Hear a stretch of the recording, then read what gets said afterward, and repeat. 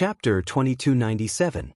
Resisting the urge to probe further, he reached out his fingers and gently massaged his temples. He closed his eyes and tried his best to get rid of those uncontrollable thoughts, but the more he tried to suppress them, the more they went out of control. A numbing electric current shot up from his waist. He shuddered and clenched his fists tightly, forcing himself to keep a distance from her. Song Enya brought over another glass of wine and raised a brow. "Here, Brother Yenching, can you still drink?" "I don't want to drink anymore." He waved his hand, obviously not in the right state. "If I drink any more, I'll probably get into trouble." In a certain aspect, men were not like women who could always maintain their rationality and were easily driven by lust. He waved his hand and emphasized again, "I'll get drunk if I drink any more." I've seen Brother Yenching's alcohol tolerance before. It's clearly very good, but you don't seem to be in the best condition tonight. Despite saying this, she did not deliberately suppress the wine. Instead, she put the wine glass aside, turned around, and gently snuggled up to him. She deliberately flirted with him. Her every move was seductive, but she pretended to be reserved.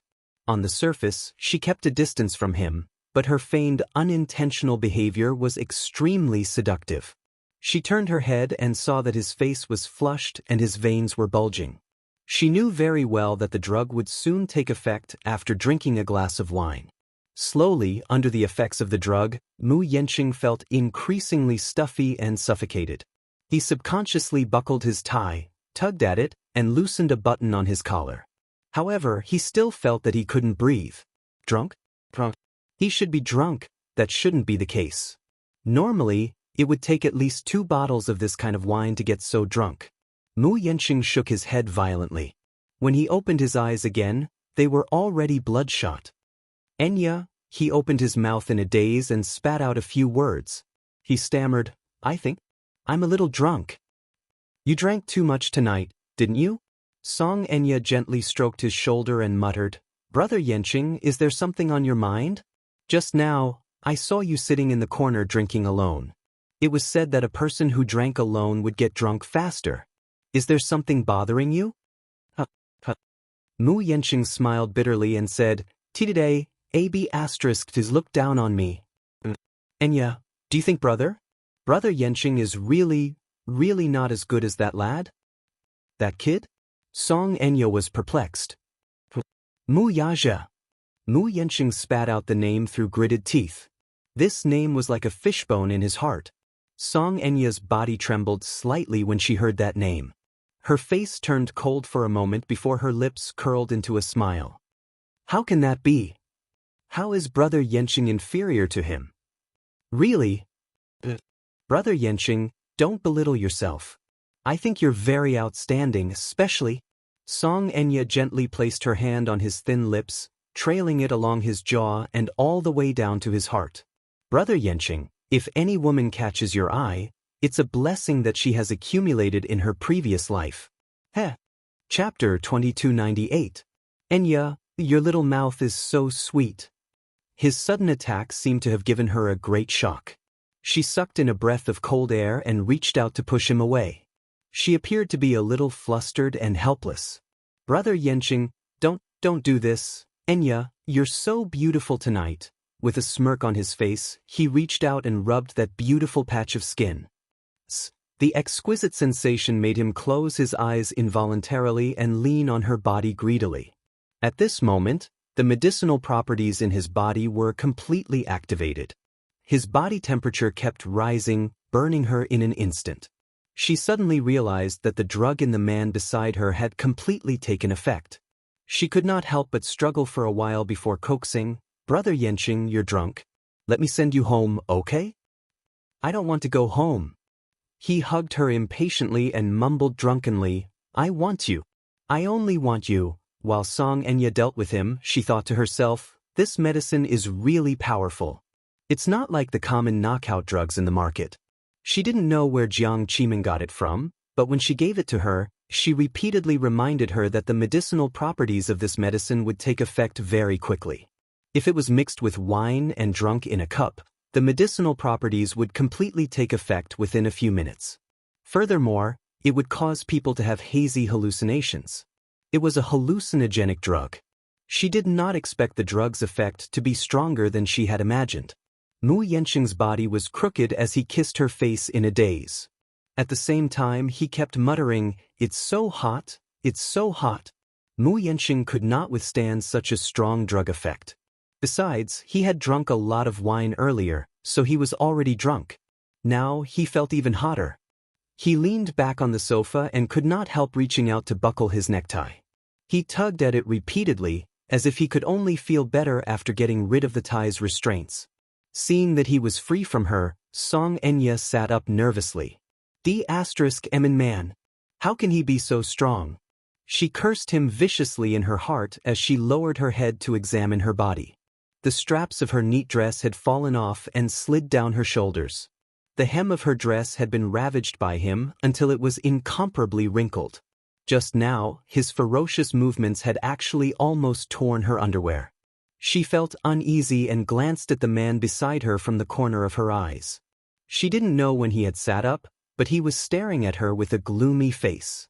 His eyes were like torches, sharp and frightening.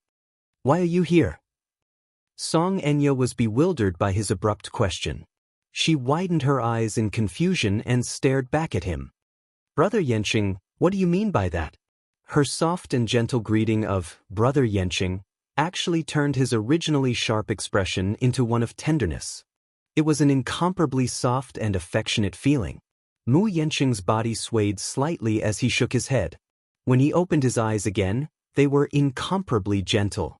Chapter 2299. Just like when they had first met, she was like a budding flower. She looked at him shyly with her fluttering eyelashes, looking very lovable. "Qingxue?" Mu Yanqing smiled foolishly, his thin lips parting slightly as he murmured. With that, he leaned over and pulled the missy into his embrace. "Qingxue, you don't leave me." Song Enya was confused as she listened to this delirious man mumbling incoherently. She could not make out what he was saying. It seemed that he had completely lost his mind. She chuckled and said, "Brother Yanqing, let me send you home, okay?" "But I'll go home with you." Song Enya's lips twitched again. She took a deep breath and carefully adjusted her posture to prevent him from hurting the child in her womb. Ever since that incident, she had been locked up at home by Song Zhenghua and was not allowed to go anywhere. Initially, she was determined to get rid of the child. However, for some reason, she had a dream one night. She dreamed that the child was born. It was as adorable as a porcelain doll with fair skin and jade bones. It nestled in her arms and babbled, "Mommy, mommy." When she woke up from her dream, she leaned against the headboard with mixed feelings and gently caressed her belly. For some reason, her maternal instincts were awakened by this dream. This was her flesh and blood, too. As a mother, she actually wanted to kill this little life. No matter how bad it was, she wanted to keep this child.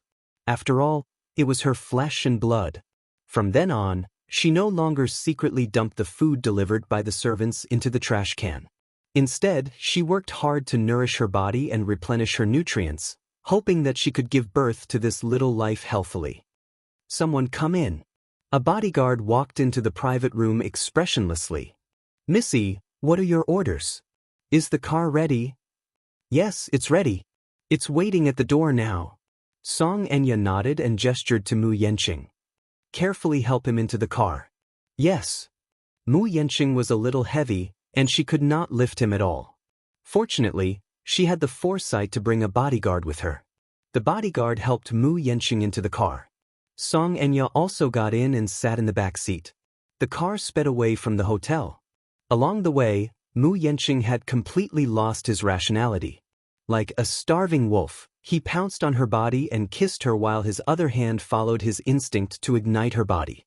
No matter how chaste a woman was, she would not be able to resist the ferocious medicinal properties of this medicine, let alone a man. Song Enya could not stand his harassment any longer. She frowned and pushed his shoulder repeatedly. "Brother Yanqing, don't, bear with it. We'll be home soon."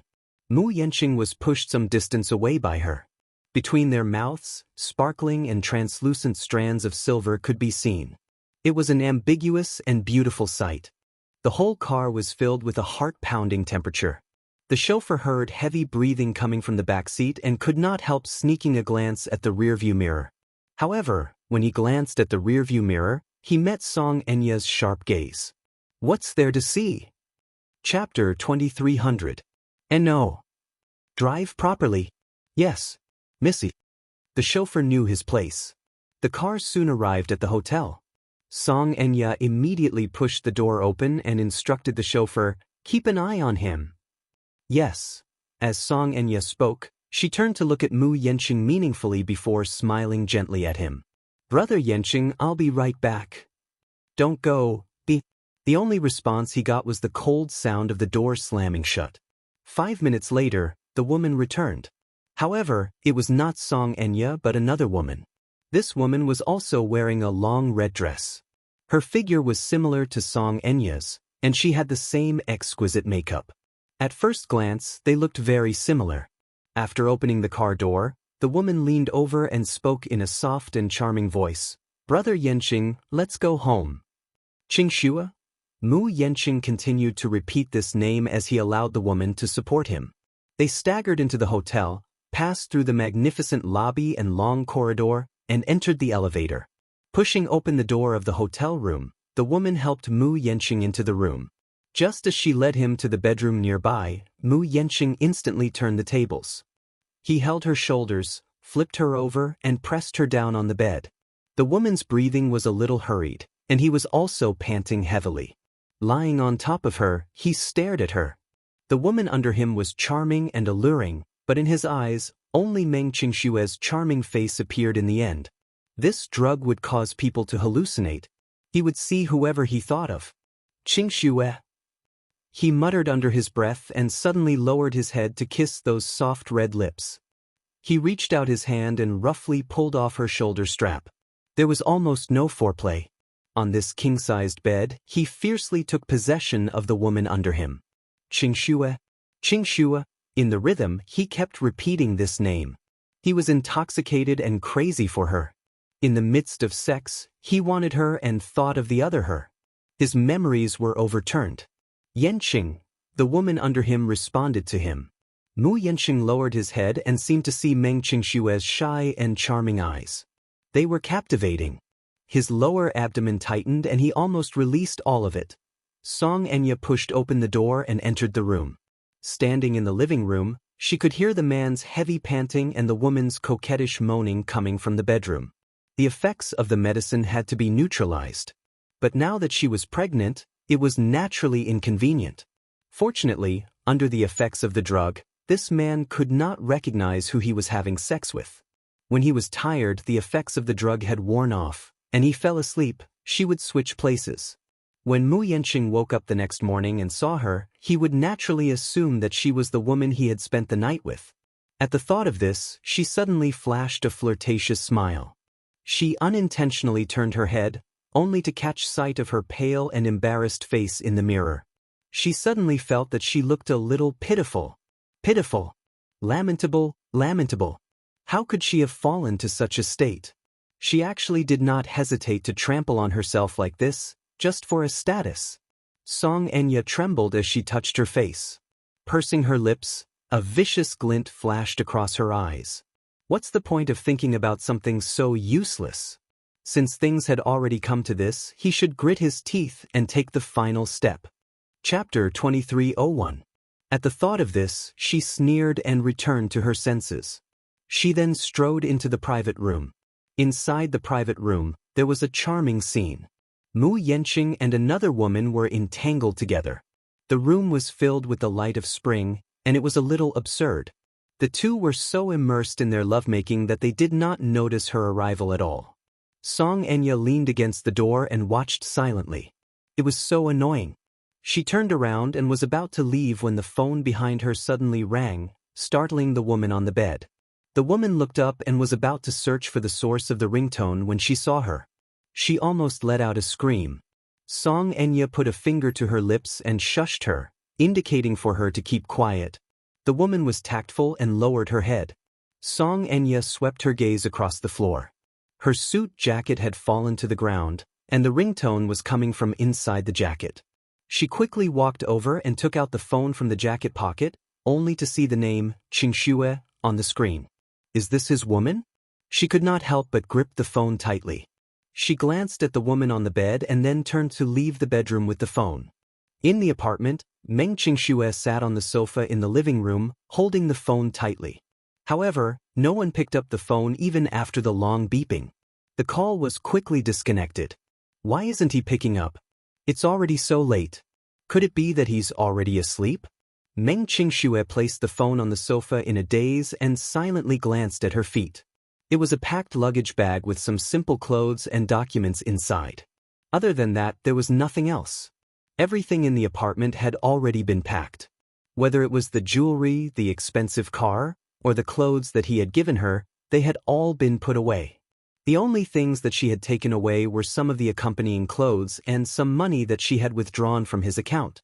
It was not much, but she thought that if she lived in a small city with one bedroom and one living room, it should be enough to cover her expenses for a year or two. She was pregnant, and she did not know if she could find a job to support her family with her current condition. Therefore, to be safe, she thickened her skin and withdrew a sum of money from his account. She was leaving the city, however, after walking one round around the room, she couldn't bear to leave. He was her first man. This phone call was her last hope for that man. Even if it was just one sentence, no, just 3 words, you're not allowed to leave. She would also obediently stay in this apartment, just like a guard, waiting for the day when he would come. However, the only response she got was the beeping sound of the phone not being picked up. Meng Qingxue was unwilling to give up. She picked up the phone again. She didn't care if she was scolded for being unreasonable or humiliated. She just wanted to hear his voice. Such a small request wasn't too greedy, right? Meng Qingxue nervously picked up her phone. Her fingers trembled as she found his number. However, she could not muster up the courage to press the dial button. After a long mental struggle, she finally mustered up the courage to make the call. At the same time, the screen flashed and the caller ID popped up. It was a call from Mu Yanqing. Meng Qingxue's face lit up with joy. She quickly picked up the call and put the phone to her ear. Chapter 2302. An unfamiliar woman's cold voice could be heard from the other end. Who are you? The woman's voice was arrogant and contemptuous as she questioned her coldly. Meng Qingxue was stunned. Seeing that Meng Qingxue did not reply, Song Enya became even more impatient and asked coldly, "Why aren't you saying anything? Who are you looking for when you're calling?" The phone fell to the ground with a thud. Meng Qingxue covered her trembling lips sadly as big drops of tears rolled down her cheeks. It's so late. It's already so late. Why is his phone with a woman? Is it really because he has fallen in love with someone else that he hasn't visited me for so long? What is this? I'm not his official wife. I'm just a canary that he's keeping by his side. I don't even have a basic status. What does he mean by falling in love with someone else? What kind of love is this? This unfamiliar woman called back and used her status as his official wife to interrogate me about my identity. How ironic. Could it be that he didn't even have her saved name in his phone? At this thought, Meng Qingxue was even more devastated. She felt that her feelings for him were all one-sided. She was deeply in love with this man, but now it seemed so ironic and laughable. Song Enya held the phone and vaguely heard a woman's desperate sobbing from the other end. She knew her name. Her contact number was in Mu Yanqing's phone. She took the opportunity to read through his messages earlier. No wonder Mu Yanqing kept muttering that name while hugging her. It seemed that she was one of his little lovers. Actually, she was not in the mood to care how many lovers he had, but on second thought, Mu Yanqing would be her husband in the future. Since he would be her husband, perhaps it would be a marriage without many feelings, but there were some things that she had to care about. He kept calling Qingxue when he was drunk. She must be a woman who held a lot of weight in his heart. Therefore, she should at least show her who's boss. Song Enya held the phone and said arrogantly and coldly, "Are you still there? Speak." Meng Qingxue picked up the phone again with trembling hands and asked cautiously, "Is Yanqing there? I'm looking for him." "Oh, brother Yanqing?" Song Enya sneered. "Why are you looking for him?" Meng Qingxue felt as if a knife was being twisted in her heart when she heard the woman address her so intimately. She bit her lips tightly. He's with me, but he's tired now, so he's asleep. Meng Qingxue was stunned, her eyes widening in disbelief. Don't call me again in the future. With that, the missy hung up the phone. He was already asleep. He was with her. Who was she to him? His woman? Or was she just one of his many lovers? However, Meng Qingxue felt particularly upset when she heard her addressing Mu Yanqing in such an intimate manner. Damn it! She must be crazy. Why did she make this call? Meng Qingxue cried out in grief. She covered her face and wailed wantonly. Song Enya's every word was like a sharp knife cutting into her heart. She felt as if her flesh and blood were about to be torn apart. It was as painful as being twisted by a knife. Her heart hurt so much, her sobs gradually turned into heart-wrenching wails. She could not take it lying down. Chapter 2303. Even if it was just to hear his voice before she left, was that still an extravagant hope? Meng Qingxue wiped her tears fiercely, stood up abruptly, picked up her luggage, and walked towards the door. But just as she reached out and touched the doorknob, she turned back and took a look at every corner of the apartment. She couldn't bear to leave. Big drops of tears rolled down her cheeks as she sobbed. Every corner of the apartment made her feel reluctant to leave. They had once made love to each other on that big bed. She had once laid her head on his lap like a spoiled child on the sofa in the living room. In the dining room, she could even vaguely see her busy cooking for him. Even now, his jacket was still hanging on the balcony. The most painful distance between them was when he wasn't by her side, but he was in her heart. No matter what she saw, it was as if she was seeing him. Meng Qingxue slid to the ground. Holding on to her last hope, Meng Qingxue bit her lip and held back her tears as she dialed the last number. No matter who picked up, she had to hear his voice. This was probably the last bit of courage she had left. From the beginning of this relationship, she had always been the passive party. She was weak and petty. When he didn't think of her, she guarded this small apartment like a person who stayed behind and waited for him to come. She didn't dare to ask for too much and was as petty as a beggar. Sometimes, when she missed him, she wanted to hide under the blanket and cry silently. But in the end, she didn't dare to disturb him.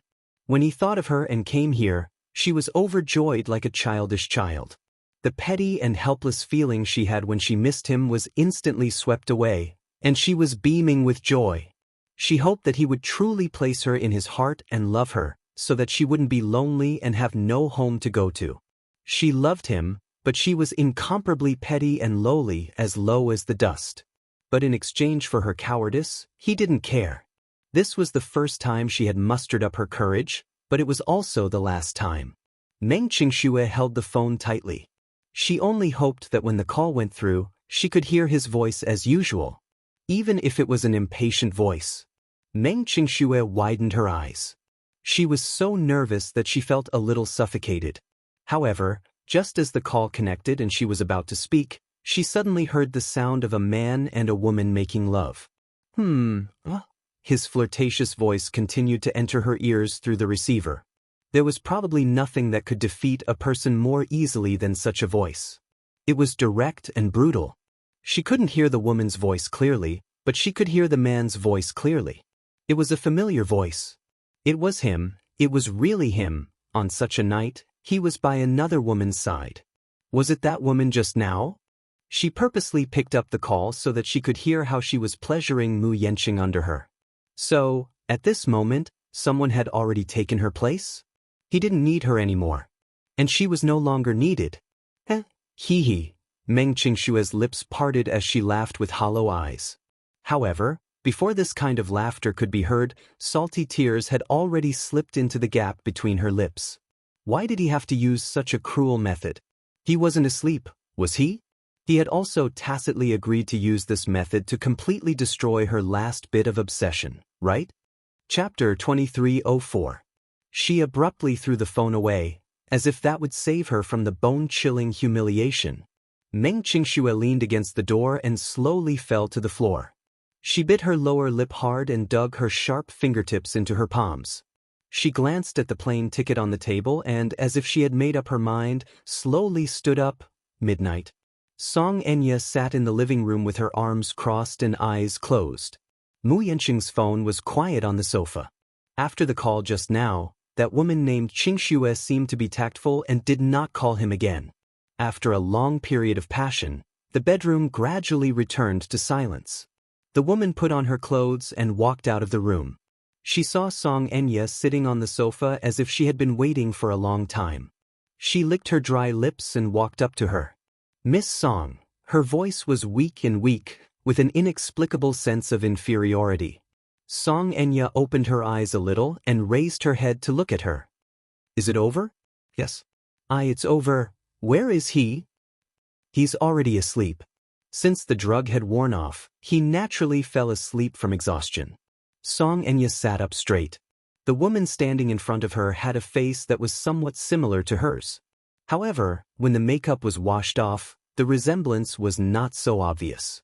She did not know how long the two had been entangled, but at this moment, the woman's face could not hide her exhaustion. Her hair was messy and one of her eyelashes was missing. Song Enya could not help feeling puzzled when she saw a cut at the corner of her lips. "What's with the corner of your lips?" "Corner of my lips." The woman touched her upper lip in surprise and hissed in pain. "I think he bit me. I didn't notice it just now." "Heh." Song Enya raised a brow. She then picked up a leather bag from the sofa and took out a thick stack of money. This woman had just graduated from university and stayed in the capital after graduation. It was said that her boyfriend was in urgent need of a sum of money for his postgraduate studies, so she thought of this method to raise the money. 50,000 yuan was just a few words to Song Enya, but it was not a small sum to her. She glanced at the money before tossing it on the table. "There's a total of 50,000 yuan here. Do you want to count them?" "No need." The woman smiled awkwardly and said, "Miss Song said that it's 50,000 yuan, so it must be true." As she spoke, she reached out to take the money. "Wait." Song Enya suddenly spoke up to stop him. The woman's eyes widened in surprise. She furrowed her brows and looked at her in confusion. "Do you have any other orders?" Song Enya suddenly asked. "This is your first time, right?" The woman was stunned and nodded awkwardly. "Is it a safe period?" "Safe period? I haven't studied it before, so I don't know much about it." Song Enya smiled. She then glanced at a pill and a glass of water on the table and ordered, "Take this medicine." "This is..." The woman was surprised. "Don't worry, it's not poison." Song Enya added, "It's a morning after pill." "I've taken the morning after pill before. It's effective for 72 hours. What she was thinking was that it would not be good to take too much of such medicine, right? Chapter 2305. I didn't see it, so it doesn't count. The girl could not help but clench her fists tightly. This woman was more heartless than she had imagined. Sucking in a deep breath of cold air, she stared intently at the stack of cash on the table. Gritting her teeth, she picked up the glass of water, mixed it with the pill, and gulped it down. When the pill slid down her throat, she put down the glass of water and pursed her lips. "Miss Song, I'm done. Are you satisfied now?" "Taking this medicine is good for me, and it's good for you too. I think you don't want a child to appear out of nowhere. I heard that you did this behind your boyfriend's back. You should have done it cleanly, right?" "Yes, you're right, Miss Song. Then may I leave this place now?" Song Enya nodded her head in tacit agreement. She then gestured to the money on the table and said, "Take it." Thank you." The woman did not seem to feel humiliated. Just as she took the money and was about to leave, Song Enya suddenly called out to her. "Wait. What's wrong now?" The woman was a little annoyed, but she restrained herself. Turning around, she saw the other's cold and meaningful expression. "Remember to keep your mouth shut. Only you and I know about this. If a third party finds out about this, you should know what I'm capable of, right?" The last sentence was dragged out, but it sent chills down one's spine. The woman could not help but shudder. She glanced at the other's incomparably gloomy face and felt her hair stand on end. She hurriedly said, "Miss Song, don't worry. I'll definitely keep this a secret. There will definitely not be a third person who knows about this matter." "You'll do your best." The woman nodded hurriedly. Then she pulled her coat tightly around her, opened the door, and fled the place. The door slammed shut with a bang, and the spacious suite fell into silence. Song Enya glanced coldly at the phone on the sofa and then slowly stood up. She walked to the mirror and looked at her face in it. Then she bit the corner of her lower lip hard. His strength was so great that it didn't take long for the corner of his lips to be bitten by his teeth. Wisps of blood flowed out. Narrowing her eyes, Song Enya suddenly reached out and messed up her hair with all her might. At the same time, she tore at her clothes with all her might. Her shoulder straps and skirt were all torn apart. As if to create a realistic effect, she actually ruthlessly messed up her own body. Song Enya took another look at her disheveled appearance in the mirror before walking into the bedroom with her chest held high in satisfaction. In the bedroom, the bed was a mess. Mu Yenqing was lying on the bed in a disheveled state. His tall figure took up more than half of the 3-meter-long bed. Song Enya glanced out of the window. Unknowingly, it was already past 3 o'clock. Dawn would break soon. She slowly laid down beside him, but her eyes were still open. She didn't immediately fall asleep. Since he had already come this far, he would not give up until he achieved his goal. She couldn't afford to lose.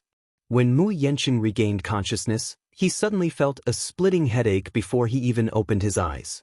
His head was so painful that it felt as if it was about to explode. When he opened his eyes slightly, the nerves in his eyes twitched violently. What's going on? Chapter 2306. My head feels heavy and painful. What exactly happened? Why does my head hurt so badly? Mu Yenqing lay motionless on the bed. Even though he was already awake, he did not open his eyes immediately. His consciousness was in a state of complete paralysis. Even though he was awake, his nerves seemed to be under control. Even lifting his fingers was strenuous. What happened? He vaguely remembered that he drank a lot last night. Could it be because he was drunk? It couldn't be, right?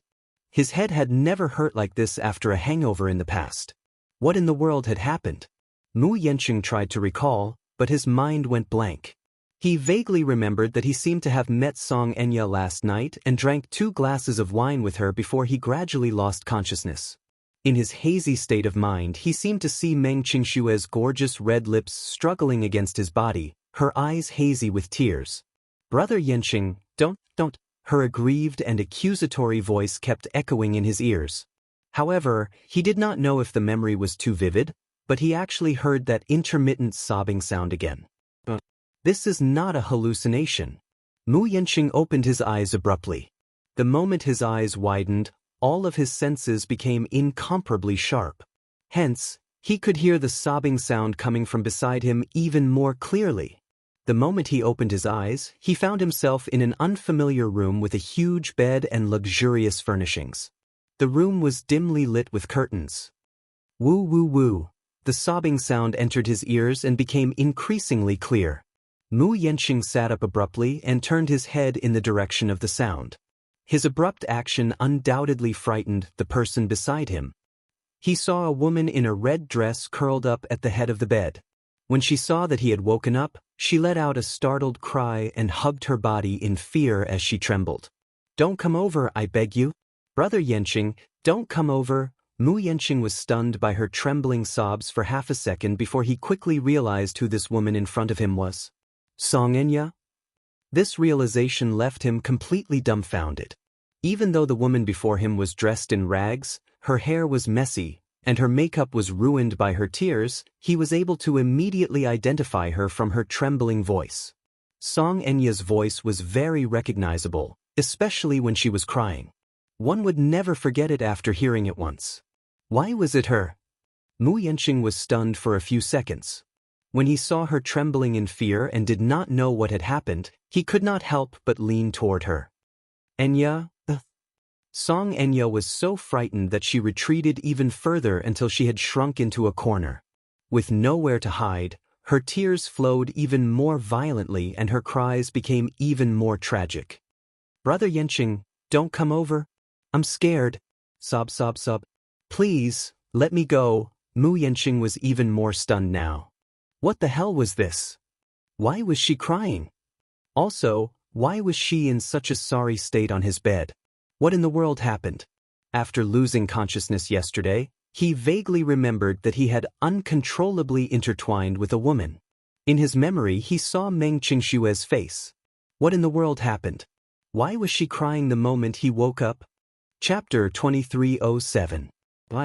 Brother Yanqing, you're a big liar. She lost control of herself when she heard this and burst into tears.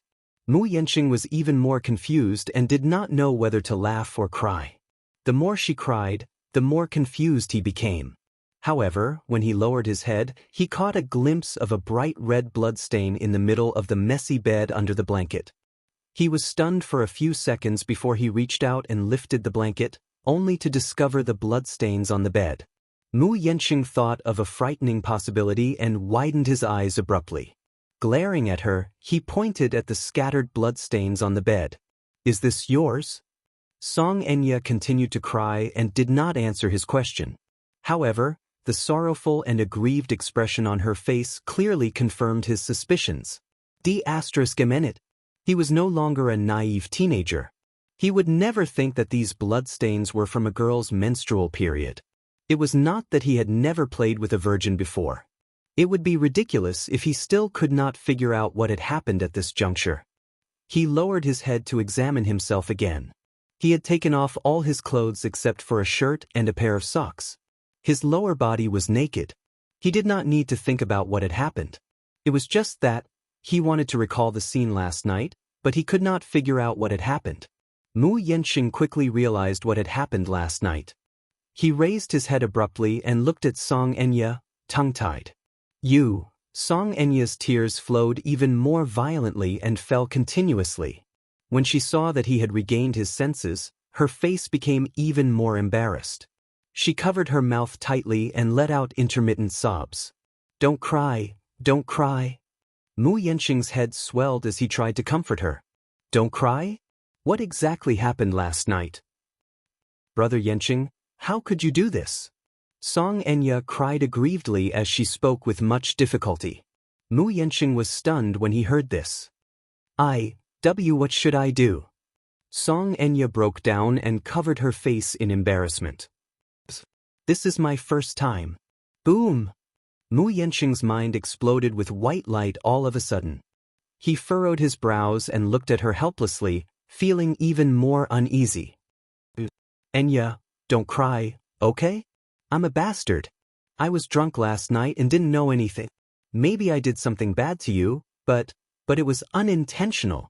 Song Enya suddenly looked up with a pale face and stared at him with teary eyes. Her lips kept trembling as she mulled over his words. I unintentional? I'm probably drunk, so I can't tell who the woman beside me is. I'm a jerk. I didn't mean to look at you. He explained through gritted teeth. What did Enya do wrong? How could Brother Yanqing do this to me? How could he do such a thing to me? What should I do? Song Enya's body trembled even more at the mention of her sore spot, and she burst into tears. Chapter 2308. Song Enya choked with sobs as she lamented bitterly, Brother Yanqing, I've always treated you as an elder brother. But you actually did such a thing to me. I shouldn't have trusted you. I shouldn't have trusted you. No matter what you said last night, I shouldn't have believed you. I should have left you at the bar and ignored you. But who asked me to be so soft-hearted? Who asked me to be so soft-hearted? When I saw you drunk like a puddle of mud and mumbling a woman's name, I couldn't bear it. My heart ached for you and I was afraid that you'd be in danger if I left you at the bar, so I kindly offered to send you home.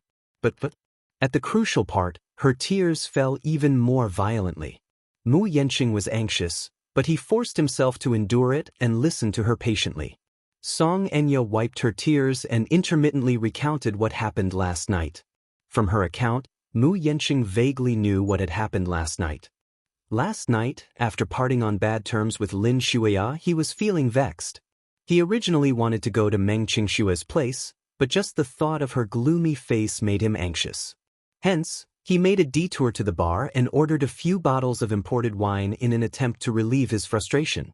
However, halfway through drinking, he happened to meet Song Enya, who was also playing at the bar. Seeing him drinking alone, Song Enya offered to accompany him for a drink. Mu Yenqing was not in a daze at that time. He was still sober and somewhat conscious, but he was also in a tipsy state. Later, for some reason, after a few drinks with Song Enya, he was completely drunk. Song Enya was originally worried that he was drunk, so she wanted to call a cab to send him home. However, he was very drunk at that time and kept mumbling Meng Qingshue's name, saying that he did not want to go home and wanted to go to Meng Qingshue's place. Song Enya cried and said, "How would I know who the name you kept mumbling is? You said that you wanted to go to that woman's place, but I didn't know the address. When I asked you, you wouldn't tell me and kept mumbling that name. I really had no choice, so I thought to send you to a hotel. At least, I'll wait until you're sober." Hence, she called for a chauffeur and sent him to the hotel. Along the way, Mu Yenqing began to grope her. He hugged her while calling out Meng Qingshue's name. Song Enya endured it. She had intended to leave after sending him to his room. However, as soon as she pushed the door open, she was swept up in Mu Yenqing's arms. No matter how hard she struggled, he refused to let go. He carried her all the way to the bedroom, threw her on the bed, and made her his. Mu Yenqing was a little confused after hearing this. But what she said was true. Even though his memories of the previous night were hazy, he could still vaguely recall a woman struggling beneath him, begging for mercy, crying. The feeling of breaking through that barrier was so clear. He thought that the woman was Meng Qingxue, so he was unrestrained and had sex with her several times. It was only when he was completely exhausted that he collapsed on the bed and completely lost consciousness. At the thought of this, Mu Yenqing glanced at the bloodstains on the bed from the corner of his eye, and his eyelids suddenly became heavy. Could it be? He had really done something disgraceful in a moment of carelessness. Chapter 2309.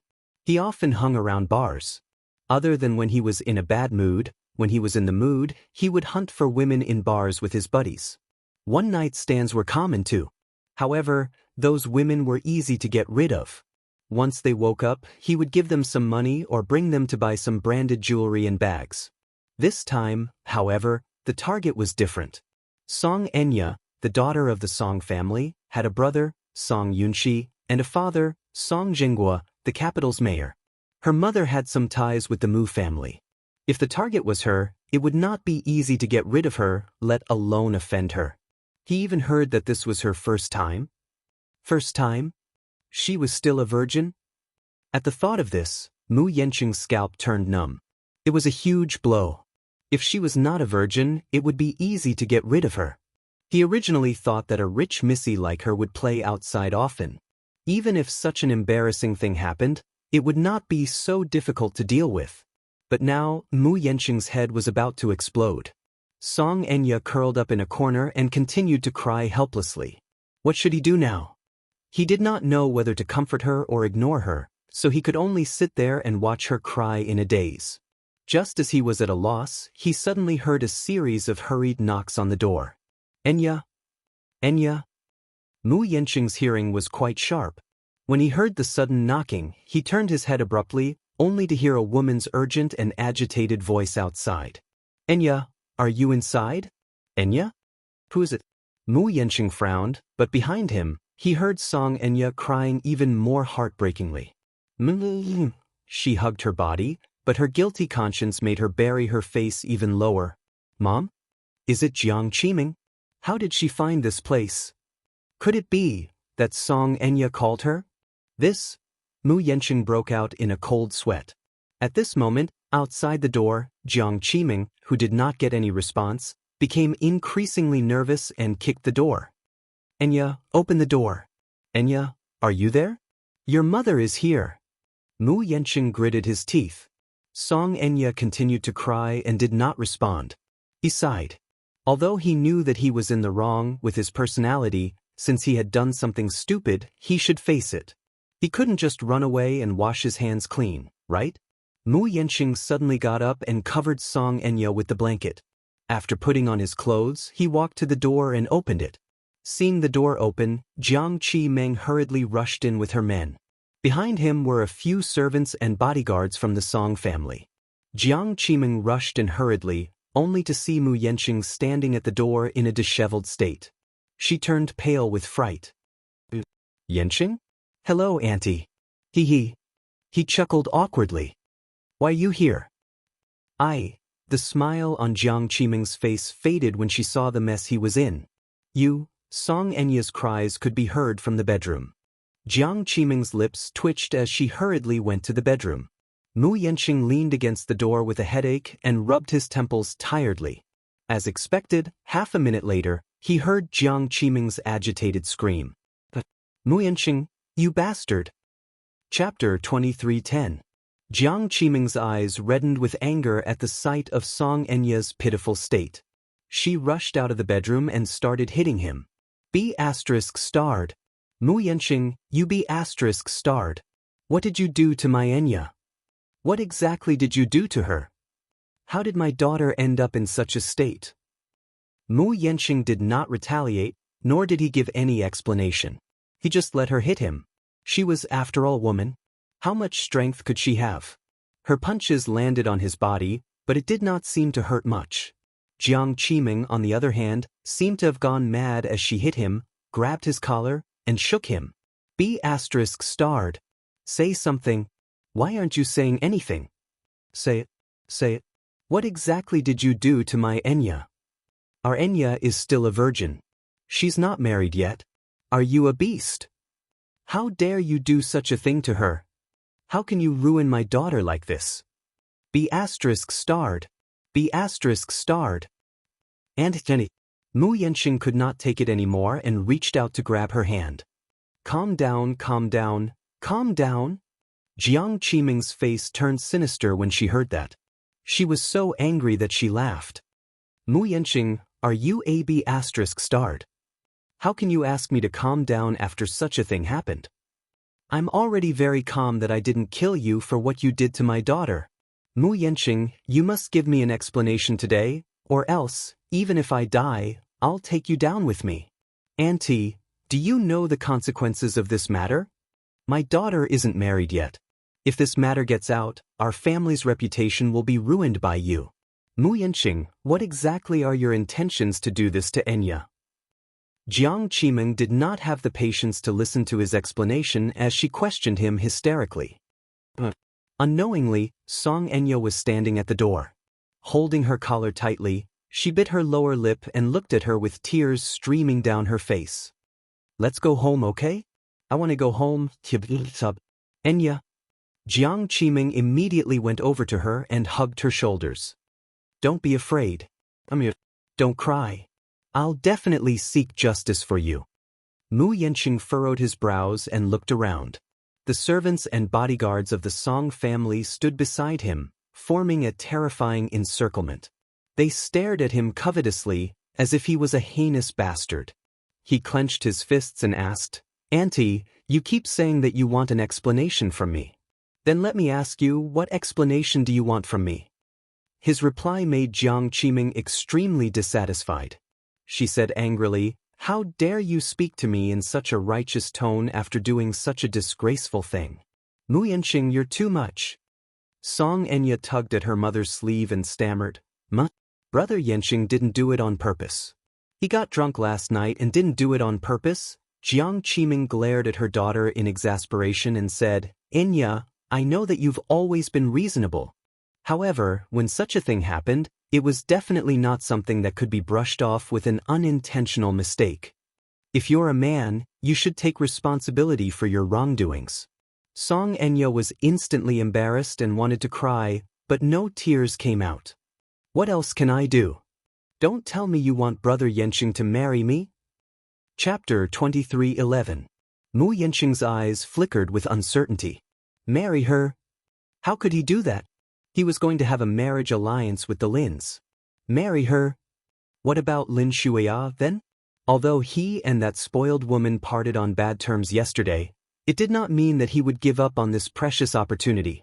Besides, he had always treated Song Enya as his younger sister, so how could he possibly marry her? Mu Yenqing was filled with remorse. How did this happen for no reason? Jiang Qiming was inwardly annoyed at his silence. Why is this lad so stubborn? He should have taken the initiative to say, "I'm willing to marry Enya." That way, everyone would have a way out of this embarrassing situation. She could not possibly take the initiative to say, "Since you've done such a thing, I can only let Enya suffer a little and marry you." If she were to say that, it would seem very deliberate and shameless, as if she was hell-bent on marrying him. The Song family was, after all, a prestigious family. They could not possibly say such embarrassing things. The more she thought about it, the angrier she became. Mu Yanqing slowly said, "Since it has already happened, we should think of ways to make up for it. I've indeed committed a mistake and ruined Enya, but this matter has thrown me into a mess. I don't know what to do to make it up to her as much as possible. Auntie, my mind is in a mess right now. Can you let me think about it properly?" Jiang Qiming was so angry that her lips trembled. She opened her mouth a few times, but no words came out of it. For a moment, she did not know how to continue the conversation. Mu Yanqing seemed to have seen through her worries and smiled bitterly.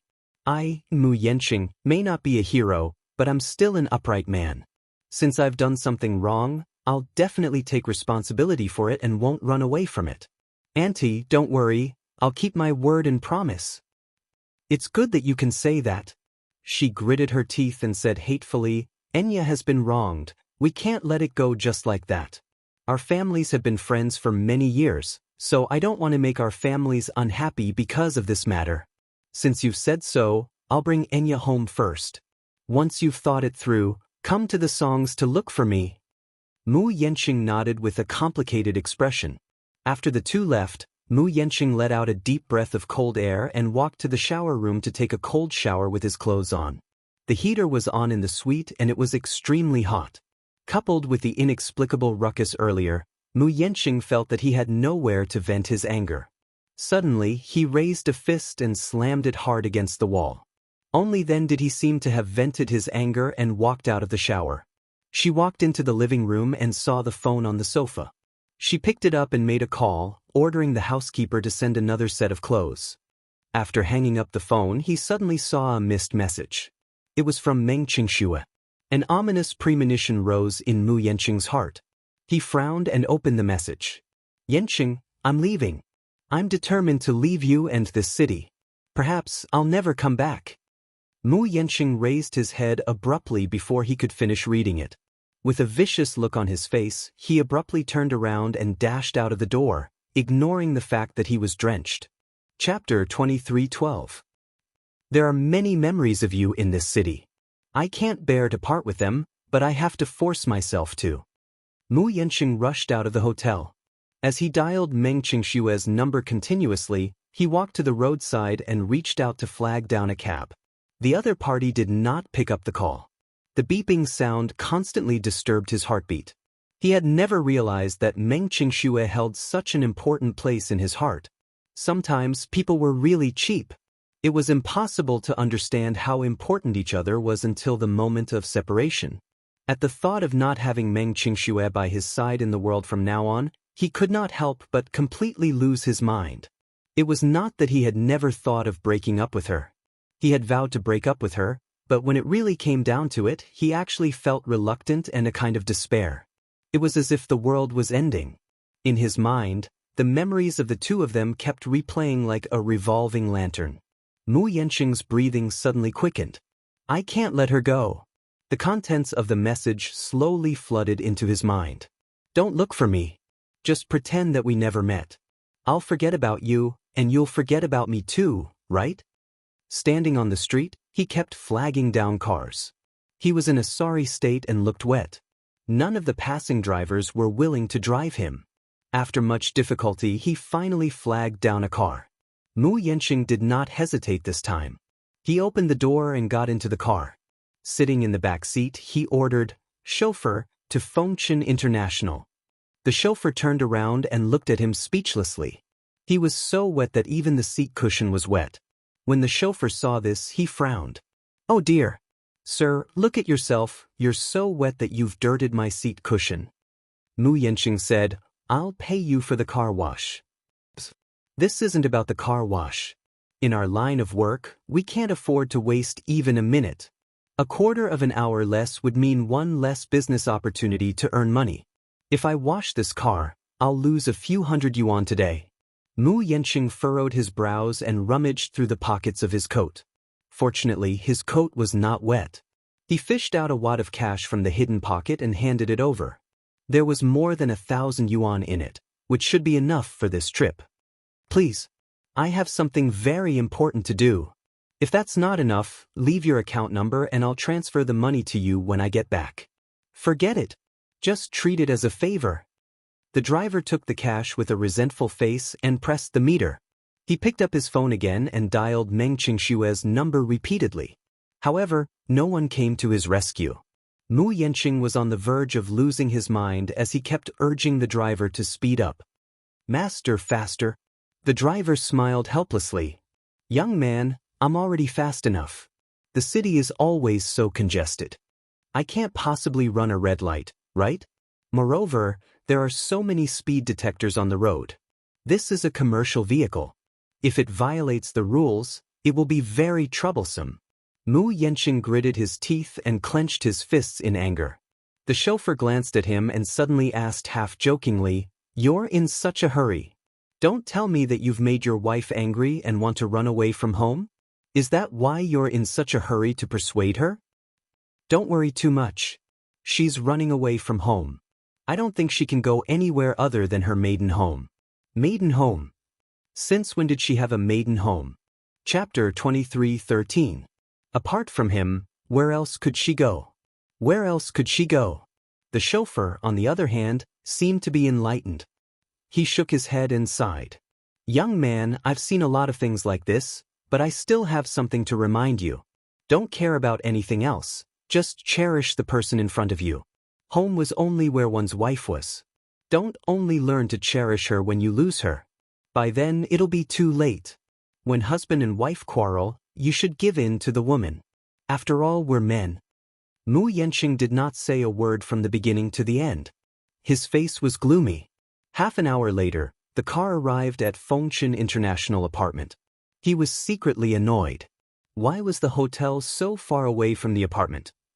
As soon as he got out of the car, he rushed into the elevator and pressed the button for his floor. When he reached his floor, he rushed out like the wind. "Qingxue." He stood at the door and banged on it hard. "Qingxue, open the door." "It's me. Open the door." No one responded to his banging for a long time. Mu Yanqing lost his mind and raised his leg to kick the door hard.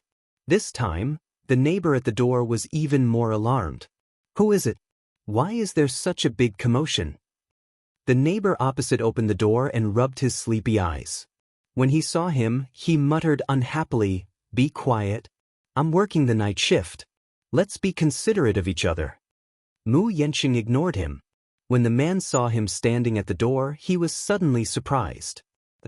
Are you looking for Xiaomeng?" Mu Yanqing turned around abruptly, his eyes bloodshot. "Do you know where she went?"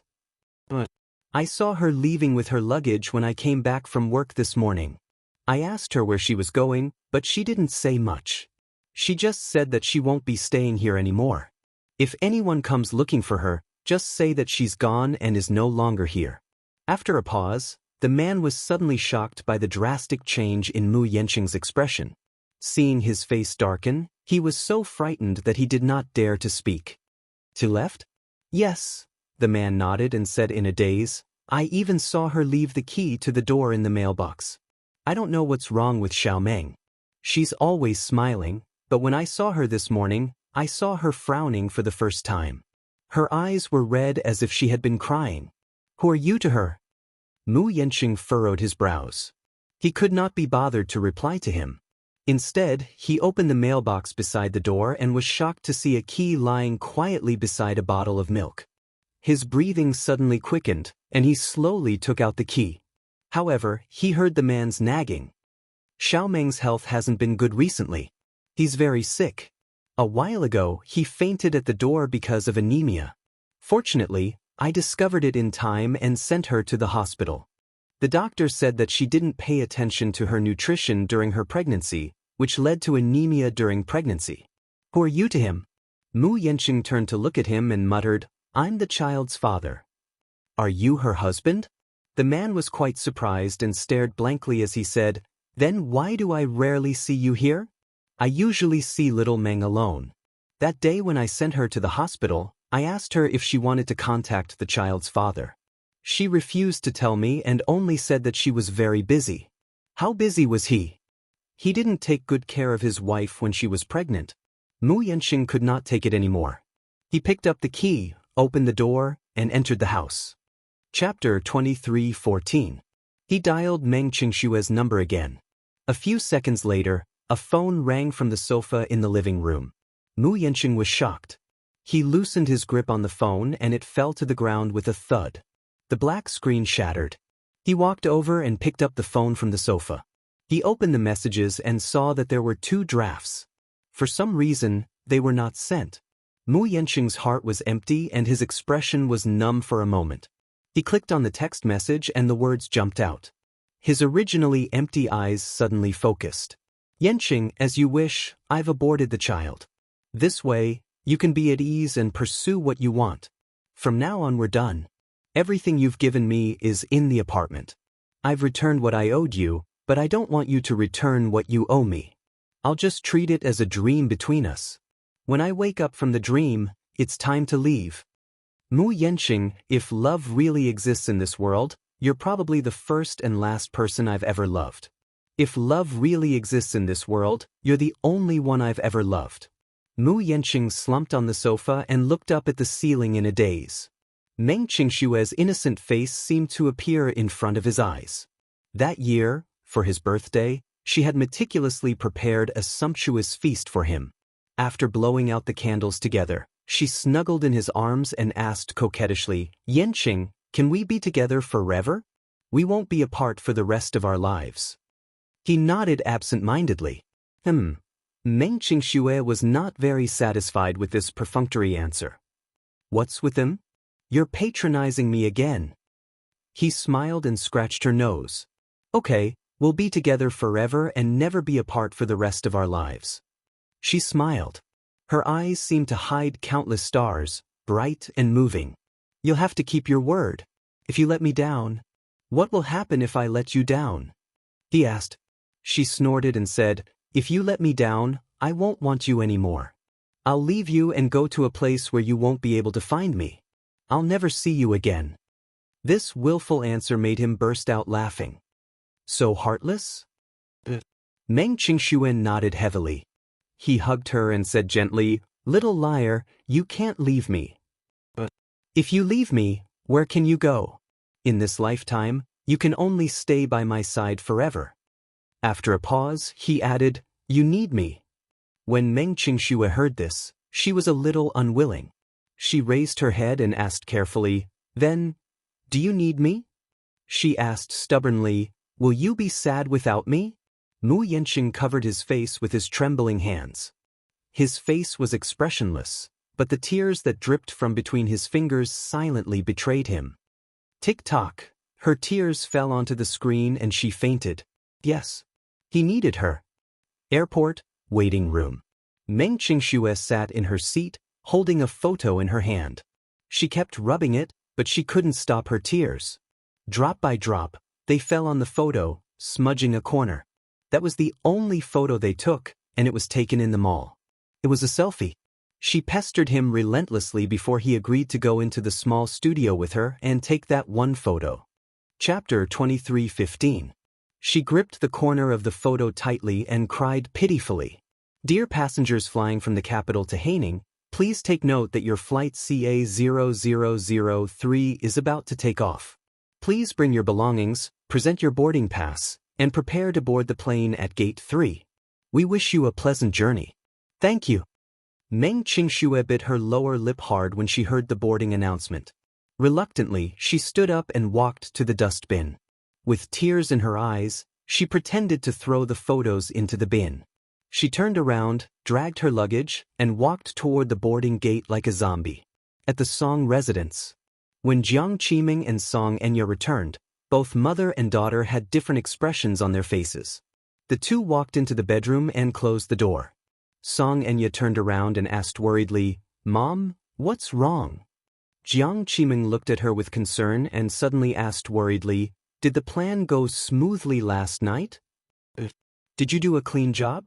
He didn't find out anything fishy about you, did he?" Song Enya nodded. "He did as you said. He was unconscious after taking the medicine yesterday. In addition, he drank so much that he was already unconscious. Even if there were any mistakes, he wouldn't have found out." Jiang Qiming nodded. Just as she was relieved, Song Enya asked helplessly, "But will Mu Yenqing marry me?" "That might not be the case now. But if you're pregnant with his child, it'll be different. When the time is right, tell him that you're pregnant with his child. Then, it won't be up to him to decide on the marriage. If it really doesn't work, you can take it to the muse. He won't be in the right." Jiang Qiming smiled smugly. "Don't worry. Just wait patiently and Mu Yenqing will marry you as the young mistress of the Mu family." Song Enya interrupted her anxiously. "But I'm already 6 weeks pregnant. Although the child in my stomach is Mu Yenqing's, it's already a month old. What if we can't hide it then?" "So what?"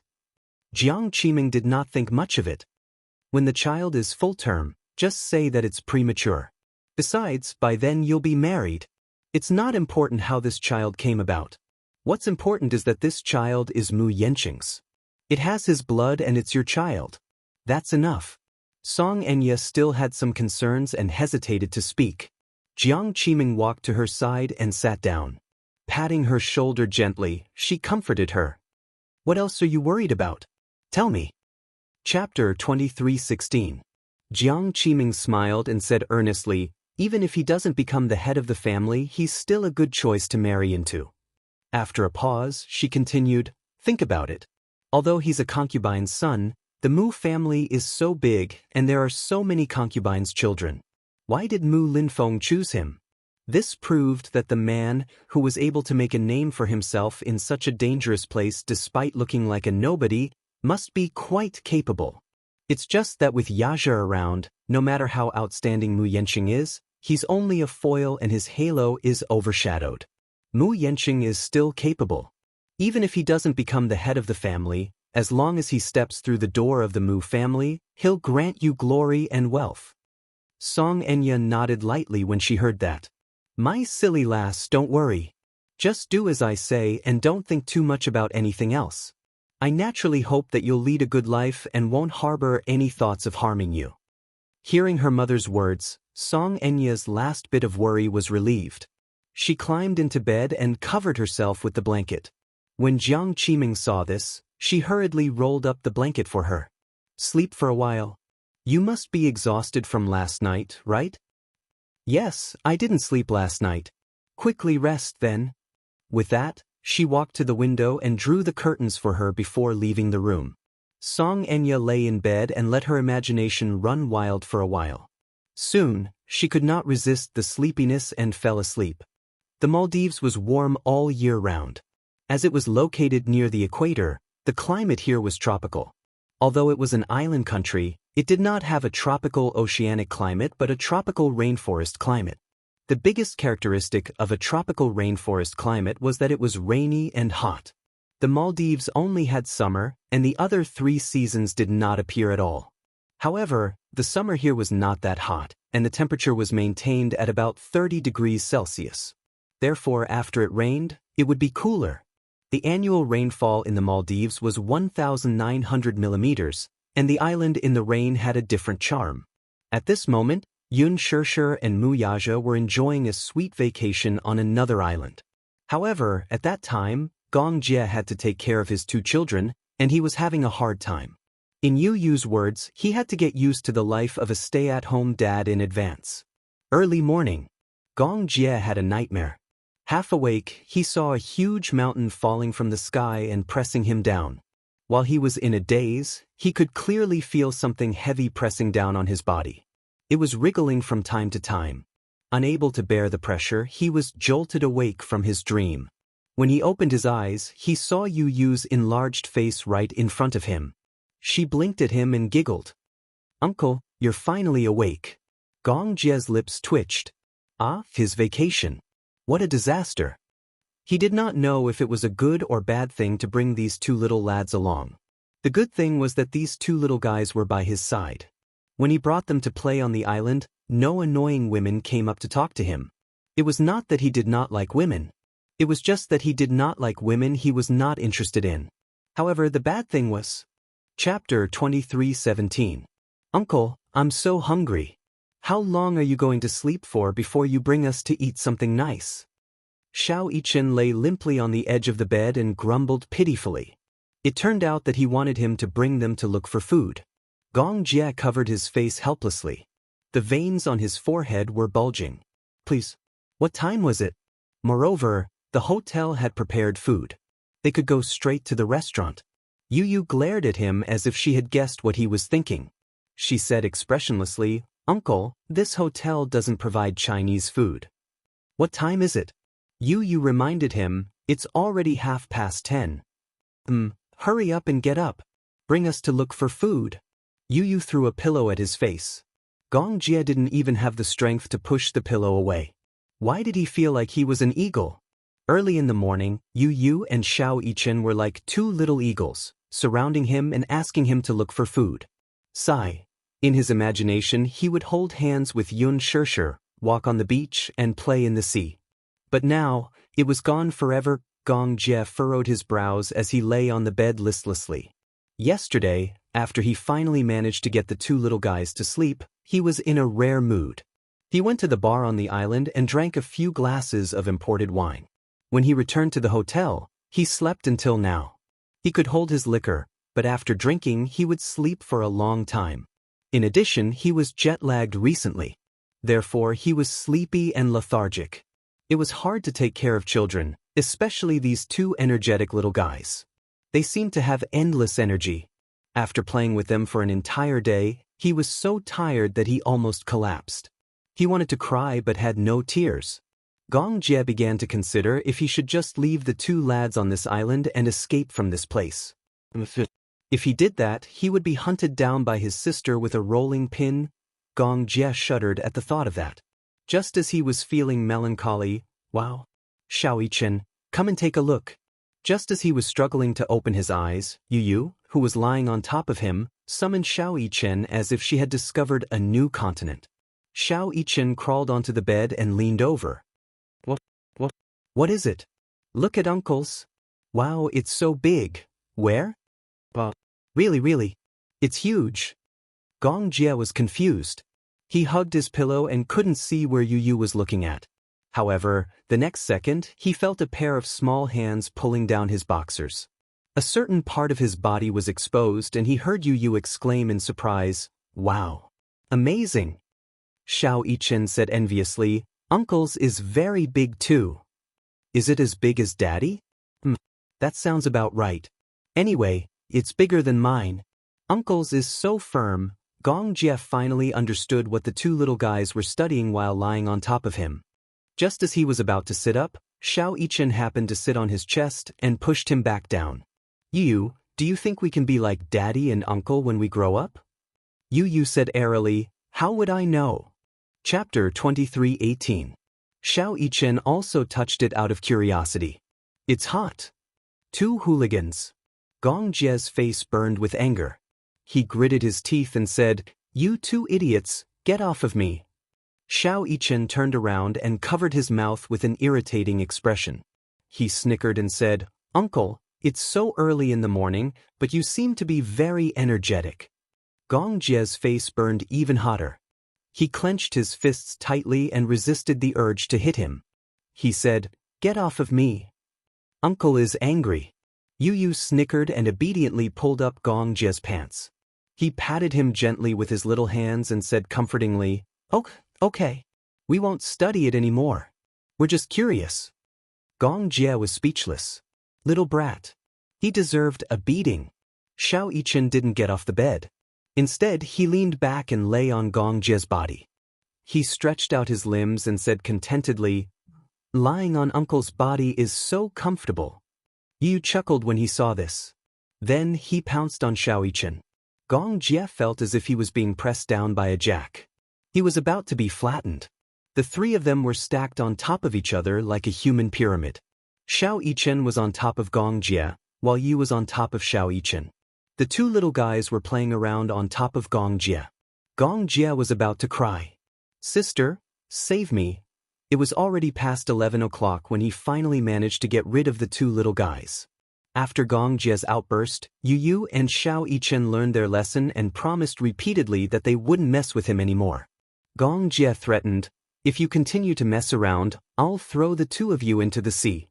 Yu Yu said confidently, "Uncle, you're murdering your own nephews." "So what?" Gong Jie stood with his arms crossed and raised his eyebrows coldly. Yu Yu said evilly, "But we're not afraid. If Mommy finds out, she'll definitely throw you into the sea too." Gong Jie. He even knew how to threaten others. Forget it. He didn't want to lower himself to the level of these two little things. Therefore, after tidying up, Gong Jie took the two little guys to look for food. On this island, there was a very famous underwater restaurant called Itha Undersea Restaurant, which meant pearl in the local language. The restaurant was located 6 meters below sea level. The exterior was made of transparent plexiglass, and the walls and roof were made of water-resistant and transparent acrylic materials. Under the warm seawater, the restaurant was surrounded by colorful coral reefs. Various marine life shuttled back and forth between the coral reefs. Dining in such a restaurant under the sea was romantic and sentimental. However, the restaurant wasn't big. It could only accommodate 12 people at the same time. Moreover, it only provided lunch and dinner from 11 p.m. to midnight. Reservations were required 2 weeks in advance. However, Gong Jie naturally didn't need to make a reservation. There was always a seat in the restaurant reserved for him. After passing through the wooden walkway and walking down a few steps, they saw 6 tables. Each table could only seat 2 adults. Gong Jie and the two little guys were just right. As soon as they entered the restaurant, Yu Yu and Xiao Yichen were attracted by the unique style of the restaurant. They sat at the table and didn't have the mood to order food. Instead, they leaned against the glass and looked at the tropical fish swimming around outside. It was so interesting. Chapter 23:19. It was indeed very interesting to enjoy the colorful underwater world while eating. The restaurant was expensive to build, so it was not cheap to eat in it. A filet mignon cost $200. Gong Jie saw them leaning against the glass and called out to them a few times, but they ignored him. He had no choice but to order steak and a snack platter for them. At the side, little Yichen began to study the restaurant seriously. The water pressure in the sea is so high. Do you think the glass will break after a while?" Although this restaurant is not built in the deep sea, the turbulence in the sea is still very strong. However, the designer must have considered this problem when building this restaurant. Therefore, the materials used must be strong and resistant to water pressure. Xiao Yichen nodded as if he understood. He looked at Yu Yu with a pair of starry eyes. You know a lot. Did you learn all this from reading books? Please, this is common knowledge. Investing in a restaurant like this underwater must have taken into account many risks. Gong Jie was speechless. It was said that children were lively and had endless energy. They were curious about everything. It was true. Yi was not like this in the past. In the past, he had interacted with him on the internet. He gave off a mature vibe. It was a kind of composure that was hard to come by even for an adult. However, it seemed that after spending so much time with Xiao Yichen, he had been influenced by Xiao Yichen. Most of the time, he was still the mature and sensible Yu Yu. He was gentle but cunning. He was as elegant as a little gentleman. However, at times, he was like a little devil. Occasionally, he would show the naivety and even childishness of a child. At that moment, the restaurant was full. 2 tables were occupied by blonde Europeans. Judging from their facial features, they seemed to be of Dutch descent. Another table was occupied by a customer who spoke with a strong British accent. The other 2 tables were occupied by Asians. It was unknown which country they were from. It was the peak tourist season. Many countries were on holiday. Some people took the opportunity to fly to the Maldives for a vacation. There were also some who chose the Maldives for their honeymoon. They looked in the direction of Yu Yu and Xiao Yichen in surprise. The 2 little guys were mischievous, cute, and silly. Their tender little faces attracted a lot of attention. Looking at Gong Jie, who was sitting at the side, She naturally assumed that the twins were his sons. Such a young stay-at-home dad. The most important thing was that he looked so sexy. His silver hair, which contrasted with his snow-white skin. Although the Europeans appreciated wheat-colored skin, they were also attracted by his handsome appearance. One of them, a blonde woman with blue eyes, pointed at Gong Jie and exclaimed to her companions in surprise. The other woman, however, smiled and said, "You look so handsome, he's so perfect for silver hair." Chapter 23:20. Unfortunately ich does not marry dithing Keifel in love number. God you rekrasi. You know I can trust to handsomen. The conversation between the two women fell into Yu Yu's ears. He turned around, glanced at them, and snickered. Xiao Yichen noticed his strange expression and asked curiously, "What's wrong? Do you see the two women at the table over there?" Yu Yu pointed. Xiao Yichen looked in the direction he was pointing and coincidentally met the gazes of the two women. The two blonde women greeted him in a friendly manner. "Hi." "Hi." Xiao Yichen shyly retracted his head. He wasn't fluent in English and only knew the basics. However, Yu was different. Just now, he had heard every single word of the conversation between the women. They were secretly talking about uncle just now. Yu snickered. Gong Jie looked up and raised his eyebrows in confusion. "What's wrong? Uncle, didn't you hear them? They were talking about you just now." Gong Jie casually flipped through the magazine on the table, but he didn't seem to care. "What did they say?" "They thought that we were your sons. They even said that if you weren't married, they would have taken the initiative and started a romantic relationship on this island." Xiao Yichen opened his mouth in shock. "Oh, so bold." Yu Yu imitated the extremely affectionate expressions of the women from just now and said, "You know, I can't resist handsome men." After he finished speaking, he sized up Gong Jie's handsome face. "Uncle, I didn't expect you to attract so many women." Gong Jie retorted expressionlessly, "If being handsome and sexy is a sin, then I can't be forgiven." Cough cough. Xiao Yichen made a lively expression to reflect his narcissism. Gong Jie glared at him. "Isn't this the truth?" Xiao Yichen said truthfully, "Uncle, men should be more reserved and not be too narcissistic. Look at me, I'm so cute at such a young age. Do I talk about it as often as you do? I'm low-key, so I don't talk about it." Gong Jie was speechless. Shameless. He admitted defeat. Yu Yu glanced coldly at the two of them and his lips twitched. Shameless. Yu Yu smiled and said, "Uncle, don't think I don't know that you're using Xiao Yichen and me as a shield. But that's strange. Don't you look forward to a beautiful encounter on the island? A romantic encounter in the Maldives sounds great." In the 2 days since they arrived on the island, every time they appeared in bars or crowded places with Gong Jie, they could feel the hot gazes of the blonde, blue-eyed women with hot figures shooting at Gong Jie. Chapter 23:21. This abnormal reaction had once made him doubt his uncle's sexual orientation. He remembered one time when a sexy woman had mustered the courage to approach him.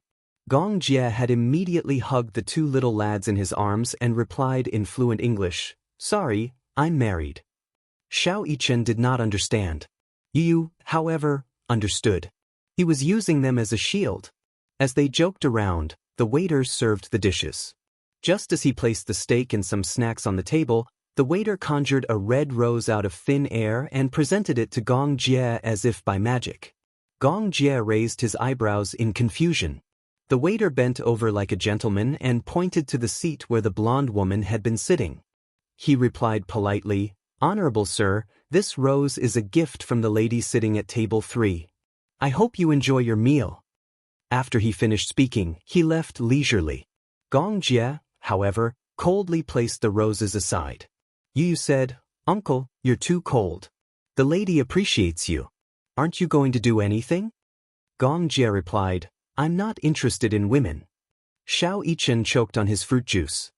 He widened his eyes in surprise as if he had seen an alien. Yu Yu glanced at the rose and then looked at Gong Jie's cold expression. He said quietly, "Uncle, your reaction is very suspicious. I'm starting to wonder if you like men." This time, it was Gong Jie's turn to choke. He coughed lightly and took a napkin from the side to wipe his lips. He glared at him coldly. Your uncle's sexual orientation is very normal. But you clearly said that you're not interested in women. I don't like women with big breasts. I don't like women with big butts either. You said, most men like women with big breasts. Is that so? Gong Jie smiled arrogantly. That's why I'm not a typical man. Yu suddenly asked evilly, oh, is it because you like Brother Hua Jin more than women? Gong Jie's face froze. He looked up with a cold gaze. Get lost. He touched a sore spot. Even now, he still felt uncomfortable when he recalled the situation that night. I saw Uncle's ears turn red when he kissed Brother Hua Jin that night. He's obviously shy. The little lad's words were full of surprises, though. Get lost. Gong Jie warned him with his gaze. If a person's gaze was truly lethal, the boy before him would have long been frozen into a popsicle. At the side, little Ichen's gossipy soul was instantly ignited. Uncle kissed Brother Hua Jin? Yeah. It's mouth to mouth. Xiao Ichen widened his eyes and exclaimed, when did this happen? Why didn't I know about it? Yu said, that night New Year's Eve. You went to bed early and we were playing cards. The loser had to be punished. After that, Gong Jie and Brother Hua Jin lost, so Daddy pranked them. After he said that, he didn't forget to tease Gong Jie. That night, Uncle kissed Brother Hua Jin a few times. Lips to lips, even your ears turned red. Gong Jie gritted his teeth. Shut up. Yu laughed. Thopo, don't be shy. I'm very open-minded. I've never discriminated against gay people. Chapter 23-22. Gong Jie said angrily, I'll repeat myself. I don't like men. He raised his voice slightly. Everyone in the restaurant stopped what they were doing and stopped talking. They were attracted by his angry declaration and looked over. Even the waiter at the bar looked over in a daze, and his hands paused in their movements. The air froze. Gong Jie looked around coldly with an unfriendly gaze. Everyone was intimidated by this gaze and turned their heads away awkwardly, not wanting to look any further. Yu tried to hold back her laughter and coaxed, all right. I know. I won't tease you anymore. All right. I know I was wrong. Don't be angry, Uncle. Yu quickly coaxed him. After all, they were still counting on Gong Jie to make ends meet for the remaining few days on the island. If the joke went overboard, their uncle would really get angry. In a fit of anger, he would leave them on the island. It was too scary. Xiao Ichen was also a fence-sitter. He immediately stood on Gong Jie's side and accused, Yu, don't go overboard with your joke. Uncle obviously likes women. Yu glanced at him from the corner of her eyes. Muichen, you've grown up. You even know how to rebel now. After the three of them finished their lunch, Gong Jie took the two little guys for a walk by the beach. At this time, many people were lying on deck chairs by the beach, enjoying the sun. Gong Jie's naturally powerful aura, coupled with his devastatingly handsome face, became a mesmerizing sight as he walked along the beach. Under the bright sun, his skin was shockingly fair. His skin was so perfect that not a single pore could be seen. He was shockingly handsome. His delicate skin was hard to hide even though he was wearing a simple t-shirt and beach shorts. Under the sun, his silver hair was dazzling and exuded a sense of abstinence. His skin was naturally snow-white. In the past, he had tried to deliberately tan his skin. It was effective, but not obvious. Moreover, once he stopped, his skin would turn white very quickly. Gong Jie was a person who paid attention to his appearance. His original hair color was black, but his facial features were more feminine. He had a classical charm unique to the East. His eyebrows were picturesque, his lips were red, his teeth were white, his skin was smooth, his nose was high, and his eyelashes were long and thick. At first glance, his gaze was deep and melancholy, as if he had put on thick eyeliner. It could be said that his appearance, but it was not a particularly tough style. He and Yun Shirshir were twins, so their facial features were very similar. Therefore, with black hair and such facial features, it was hard to avoid looking too feminine and beautiful. Fortunately, he was tall. Thus, when he was 16, he dyed his hair silver white. Once his black hair was dyed silver white, the feminine aura on his body was instantly gone. Instead, it was replaced by an extraordinary aura. Since then, he had maintained the habit of dyeing his hair. Along the way, many women came to strike up a conversation with him. Many European women were deeply infatuated with his handsome face at first sight. However, they often took the initiative to strike up a conversation, but none of them succeeded. Gong Jia always looked straight ahead and ignored them as if they were air. There was no other reason.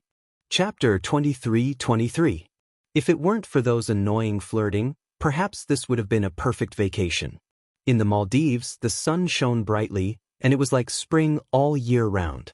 With such a warm climate, even if one were to lie on a deck chair and do nothing, it would still be extremely comfortable to quietly enjoy the sun. Many tall coconut trees and palm trees were planted by the sea. The stones were piled up and stacked in different styles. On the shore, the sea was crystal clear with a breathtaking light blue color. The beautiful coral reefs were clearly visible. Blue sky and white clouds, a gentle breeze. Stepping on the soft sand was extremely comfortable. The scenery was as beautiful as a painting.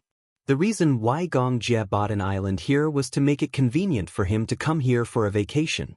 Usually, there was a lot of work in the Hurricane Group. He was originally in charge of all the affairs in the European market. However, some time ago, after he took over half of the affairs in the African market, the pressure was overwhelming. The flames of war in Africa were incessant and frequent, and orders were increasing day by day. He flew all over the world. Every day when he woke up, he was either flying in the sky or floating on the sea. Because of the advantage of freight, orders for arms were often transported by cargo ships. Generally speaking, there were many ways to transport arms. Cargo planes, large trucks, cargo ships. However, cargo planes did not carry a lot of cargo, and the passage of cargo planes was often very cumbersome. Cargo ships could carry a lot of cargo, and there were ports all over the world. Therefore, he often sailed on the sea for many years. He still remembered one time, when he led a cargo ship through the Indian Ocean, they encountered a group of pirates and engaged in a fierce exchange of fire. This group of pirates had a lot of people. They were the pirates of the Indian Ocean. They were notorious for committing all kinds of crimes. When they encountered a cargo ship passing by, they would forcibly stop it, board the ship, rob, and indiscriminately kill the innocent. Many cargo ships encountered this group of bandits, but most of them were useless. In the end, the only result was that the captain and sailors on the ship were all killed and their bodies thrown into the sea. The cargo ship was directly hijacked by the pirates. Later, these pirates became more and more rampant, and their notoriety spread far and wide. Many cargo companies were terrified and most of them avoided this route. Gong Jia was fearless. What a joke! How could the cargo ships of those cargo companies compare to his cargo ship? The cargo ship was full of arms, and the entire cargo ship was equipped with anti-aircraft guns, rocket launchers, and torpedoes. Whoever dared to stop it was courting death. As long as the cargo ship hung the flag of the Hurricane Group, no pirate dared to stop it. But that time, something happened. That time, the strong wind at sea blew the flag away. The cargo ship did not hang the flag, and the cargo ship passed through the Indian Ocean. Naturally, the pirates came to cause trouble. The two sides exchanged fire. Gong Jia killed every last one of the pirates, but due to the intense exchange of gunfire, some of the cargo ship's equipment malfunctioned, so they had no choice but to stop at an island not far away. This island was an uninhabited island in the Maldives. Gong Jia thought that the scenery here was pretty good and thought that it would be nice to come here for a vacation in the future.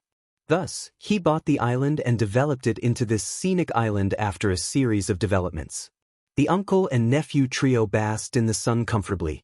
Gong Jia was wearing sunglasses as he enjoyed this rare moment of tranquility. Chapter 23:24. Under the sunlight, a necklace on Gong Jia's collarbone was extremely eye-catching. It shone with a mesmerizing light. Yu noticed the pendant. He had always seen Gong Jia wearing this pendant. It never left his body. He thought that there must be a special meaning to it. Hence, he tiptoed over to Gong Jia's recliner. Seeing that he was wearing sunglasses, he did not know if he was sleeping or awake. Hence, he secretly lifted the pendant. The round pendant seemed to be able to be opened. Yu Yu opened it and found that the pendant was actually a mini photo frame. In the photo frame, there was a round photo. There were two pictures. One was of two children snuggling together with bright smiles on their faces. Yu Yu recognized at a glance that the children in the photo were his mother and uncle when they were young. From the looks of it, the two children in the photo were about 7 years old. However, Gong Jie was not as tall as he was now. He was even shorter than Yun Shishir when he was young. Yun Shishir hugged the 7-year-old Gong Jie and made a V sign. Her lips were red and her teeth were white. She was smiling brightly. Gong Jie, on the other hand, seemed a little shy. He leaned his head on Yun Shishir's shoulder and looked at the camera. His smile was a little shy and reserved, but his eyes were clear and bright. His black hair was soft and beautiful, falling obediently to his temples. Under his bangs, his eyebrows were gentle, and he looked like an obedient little lamb. He was wearing a snow-white shirt and a small bow tie. He looked elegant and cute.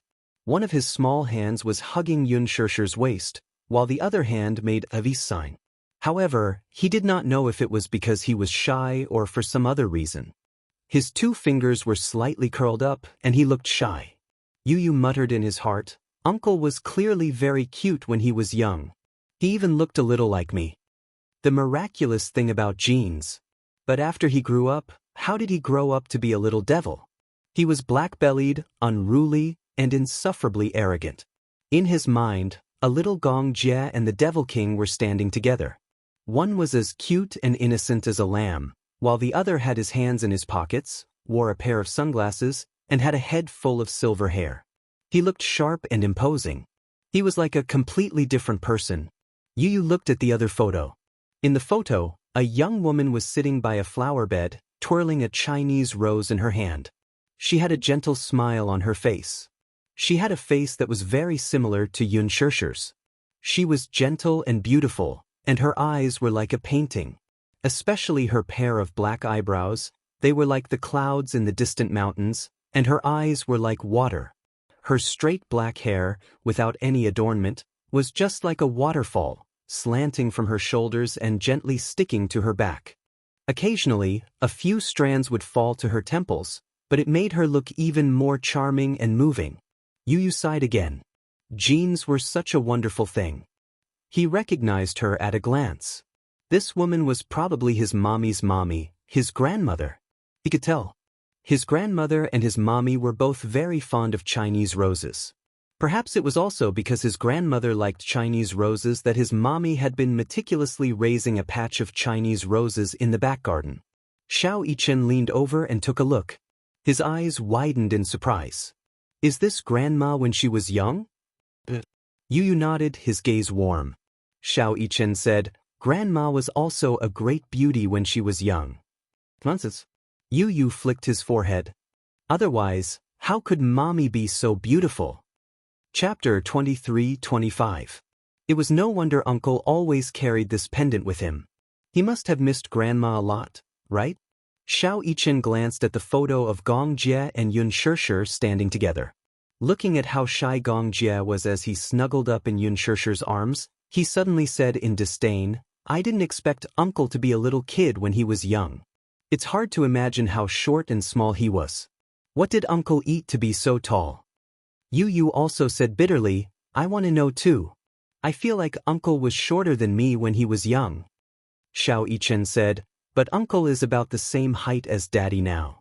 Daddy is 189 centimeters. Gong Jie heard their discussion and opened his eyes. He took off his sunglasses and glared at them unhappily. Who said I was a little kid? I was tall when I was young. Some boys were older than me by a few years, but they weren't as tall as me. Yu Yu raised the pendant in front of his eyes and pointed at the little kid snuggling up in Yun Shishir's arms. No matter how tall he wasn't as tall as Mommy. Gong Jie saw him pointing at the photo and glanced at it. His face suddenly turned red and he coughed awkwardly. He was inexplicably shy. Yu Yu didn't know whether to laugh or cry. Uncle, why are you so shy for no reason? Xiao Yichen added, because he got slapped in the face for bragging. He kept saying that he was tall when he was young, but in the photo, he was clearly much shorter than Mommy. Gong Jie muttered, "That short one isn't me." Yu said, "Huh." Xiao Yichen was also shocked and stared blankly. He said noisily, "If it wasn't you, then who was it? Could it be Mommy?" Gong Jie's expression was a little strange. He looked away awkwardly and said helplessly, "Yeah, the one with short hair is your Mommy." Yu and Xiao Yichen heard this and their little mouths formed an O shape. Disbelief was written all over their faces. Yu said in a daze, "Then, the one with the pigtails is you?" Xiao Yichen said in disbelief. Gong Jie closed his eyes and admitted reluctantly, "Yeah. It's me." 0. Lying next to his uncle, Yu curiously imagined the scene. In her mind, little Gong Jie secretly took out a dress from Yun Shishir's wardrobe and put it on. He compared it in front of the mirror, then climbed onto his grandmother's dressing table and clumsily smeared lipstick on his mouth. Goosebumps rose all over Yu's body. Pervert. No wonder. No wonder he wasn't interested in women. Yu was speechless. So uncle was a transvestite when he was young. Xiao Yichen stabbed him again. Pervert. Gong Jie said innocently, How is that possible? I've never liked to wear dresses, but, at that time, I had no choice." In the photo, the kid with the pigtails and the bright smile was Gong Jie. This photo was taken when he and Yun Shishir were 7 years old. At that time, Yun Shishir had always dressed him up as a girl. It wasn't a bad taste. Speaking of which, it brought back a bitter but happy memory. At that time, Mu Qingqing left the Mu family pregnant and only had a small amount of cash on her. Chapter 23-26. Her work was tough, and she had to leave early and return late at night. Once, she was so exhausted that she almost had a miscarriage. She gritted her teeth and had to take several injections to prevent miscarriage. Only then did she manage to keep her 2 children. From then on, she did not dare to work too hard. Seeing that she was pitiful, the hair salon's boss reduced the intensity of his work. Perhaps he was interested in her. After all, a young and beautiful woman, who was alone, could not resist a man's lust even though she was pregnant. A few months later, Mu Qingqing gave birth to twins. In the ward, the hair salon's boss diligently served her tea and water. Later, he even held her hand and confessed to her that he wanted to marry her as his concubine. Of course, Mu Qingqing wouldn't agree. Hence, the hair salon's boss had a rush of blood and went home to divorce his wife. In the end, while she was still in confinement, the hair salon's lady boss came to her rented house and broke everything in it. She hardened her heart and left that small county with her 2 children, who were not even a month old. It was hard to imagine how tough life must be for a widow and an orphan. As she did not do a good job during her confinement, her health deteriorated rapidly. She was short of money after giving birth, so she went to work at a nightclub. With her sweet singing, she was able to feed herself. However, she was inevitably disturbed by all kinds of men when she was in a place of debauchery. There were CEOs and ordinary salarymen. Most of them were nouveau riche who had been demolished. This was nothing much, though. In those few years, Mu Xing had never given up on searching for her. In order to avoid the Mu family's eyes, she had moved from city to city. If she were to count, the number of times she had moved was no less than the number of times she had moved with both hands.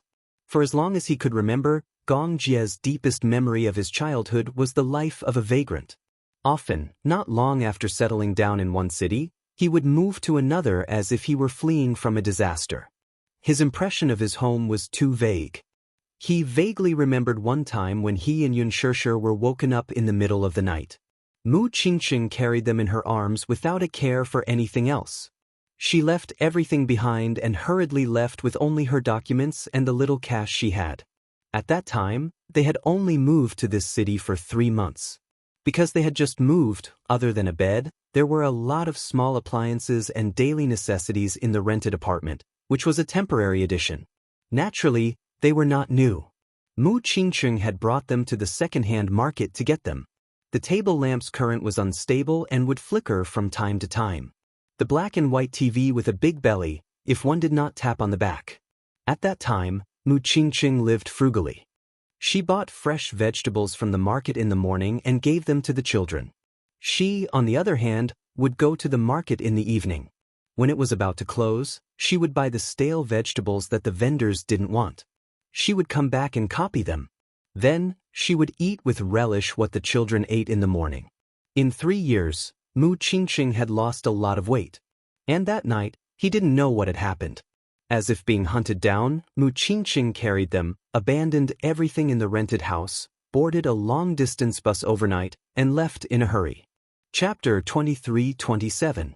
That was what he and a few of his close friends had saved up after selling mineral water bottles, discarded cardboard boxes, and advertising paper. He had always wanted to buy a pair of beautiful high heels for his mother when he had enough money. At that time, a pair of high heels cost 30 yuan. He had saved more than 5 yuan. At that time, this was probably all he had. The young Yun Shishir, on the other hand, could only helplessly hug him with teary eyes. The books, pencils, and pretty dresses her mother had bought for her. Even though they were bought cheaply from the market, they still looked beautiful on her. Xiao Jie circled around her and exclaimed, "Sister is like a fairy. Like a fairy." However, they had left in such a hurry that the clothes were left behind in the rented house. "Mommy, why did we run away?" the young Gong Jie asked, perplexed. Mu Qingqing only said, "Because that person came looking for us." "Is he a bad guy?" "Yes. He's a big bad guy." "What about Daddy?" The Gong Jie cautiously mentioned this title. "When exactly will Daddy come looking for us?" As soon as he finished speaking, he saw that her eyes were sparkling and tears were flowing down her cheeks. Frightened, he quickly wiped them away with his small hands. From then on, he did not dare to mention this heart-wrenching name again.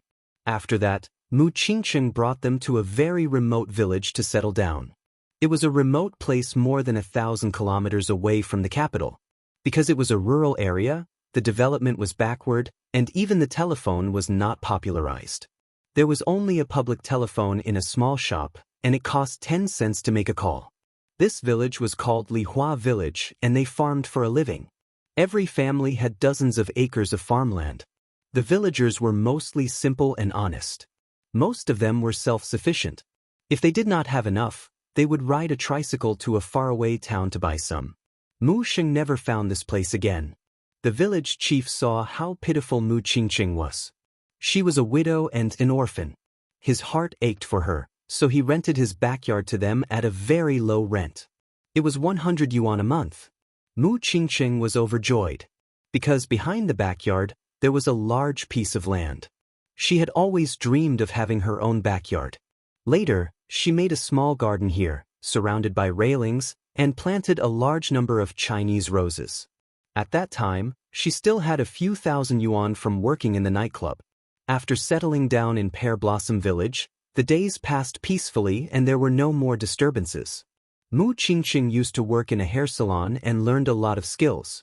After she settled down, she separated a large part of the rental house and made a small hair salon. At that time, when the village women saw such a beautiful and fashionable woman coming to the village, they followed suit and came to her to have their hair cut. At that time, the hair salon was a novelty in the village, and she was the only one. Men and women, old and young, all patronized her business. Sometimes, a haircut would cost 3 yuan, a bag of rice or a barrel of grain and oil. As for the rice and oil, she would keep them for herself. She would ride her tricycle to the town's market to sell the excess. When business was good, he could earn a few hundred yuan a month. Their days gradually improved. Of course, this was all in the future. When they first settled down, there was nothing. Chapter 23-28. Coincidentally, the village chief also had 2 daughters and a son. He doted on her and often sent her some clothes. They were the children's leftovers, but they were definitely not tattered. However, the funny thing was that the elder of the 2 daughters was already 12 years old and the younger was 9 years old, but the son was only 5 or 6 years old. Therefore, the Gong Jie could not fit into the boys' clothes, and Yun Shishir could fit into them.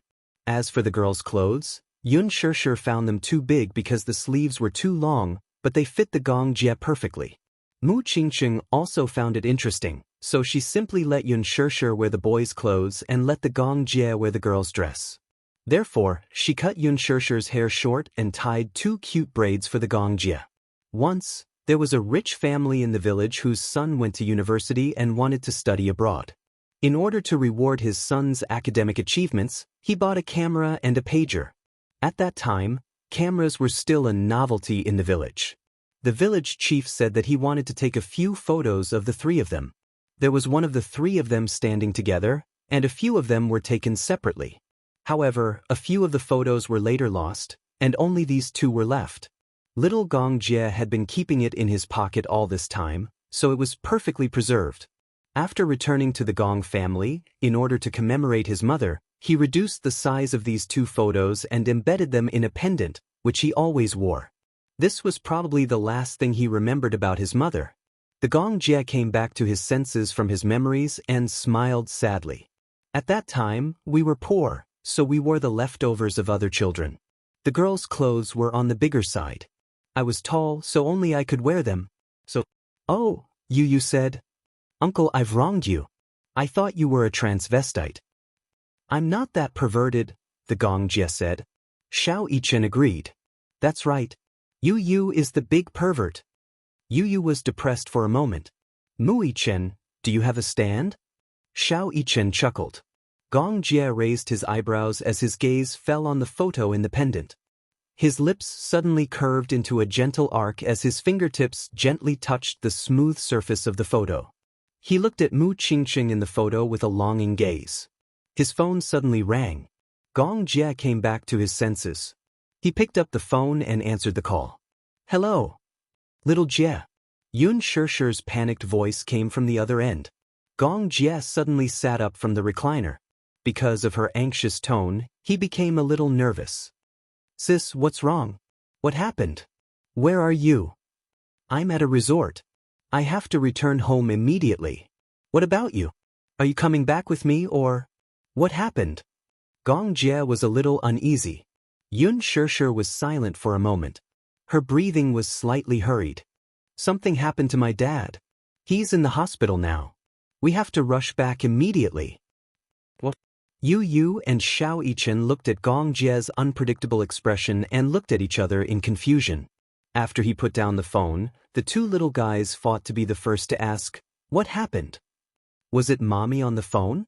Gong Jie nodded and looked at them. Something happened to your grandpa. He's in the hospital now. We have to return home immediately. The 2 little munchkins were shocked. Something happened? He was in the hospital? What happened that was so serious? Chapter 23-29. Yun Shirshir and Mu Yaja were taking a stroll on the beach when a hasty overseas call came in, causing her to break out in a cold sweat. Shirshir, I'm your aunt. Where are you now? Yun Shirshir instinctively wanted to hang up the call when she heard that it was from her aunt. She no longer had a good impression of this woman, so her reply was unavoidably cold. I'm on vacation overseas. Her aunt did not seem to mind her cold tone and sounded very anxious. It's like this, I'm calling you because your father is in the hospital. Can you rush back to the country immediately? Your uncle and I have pooled together a sum of money for the medical fees, but we really can't afford it. The hospital has been urging us, so can you come back immediately? Yun Shirshir was shocked. Hospital? Is he sick? No, her aunt seemed to have received quite a shock as well. Her voice was trembling with fear. I only found out about this after receiving a call from your uncle. As your uncle's legs are inconvenient, Qing Miao and I rushed over to send your father to the hospital. He. She laughed and even emphasized that they were the ones who sent Yun Yeqing to the hospital. Yun Shirshir panicked. What exactly happened to my father? Tell me clearly. Shirshir, don't panic. It's like this. Your father was splashed with concentrated sulfuric acid on his way home from a night shift. He's still in the emergency room right now. I heard from the doctor that your father has many burns on his body. It seems that he was splashed with sulfuric acid head-on, especially on his face. His life is still in danger. Yun Shirshir's breathing suddenly quickened. Sulfuric acid? And concentrated sulfuric acid at that. Who was it that was so ruthless? Her father was usually kind and never made enemies, so he did not offend anyone. Who on earth was so deranged to do such a vicious thing? Mu Yaja knew how serious this matter was. Without another word, he booked the earliest flight. After meeting up with Gong Jie, the five of them boarded the flight back to the country. As there were no direct flights to Beijing, they flew from the Maldives to Sea City and then back to Beijing. It was already 7:30 p.m. when they arrived in Beijing. It was rush hour now, so they wasted a lot of time on the way to the hospital by taxi. By the time they reached the hospital, Yun Yeqing was still in the operating theater.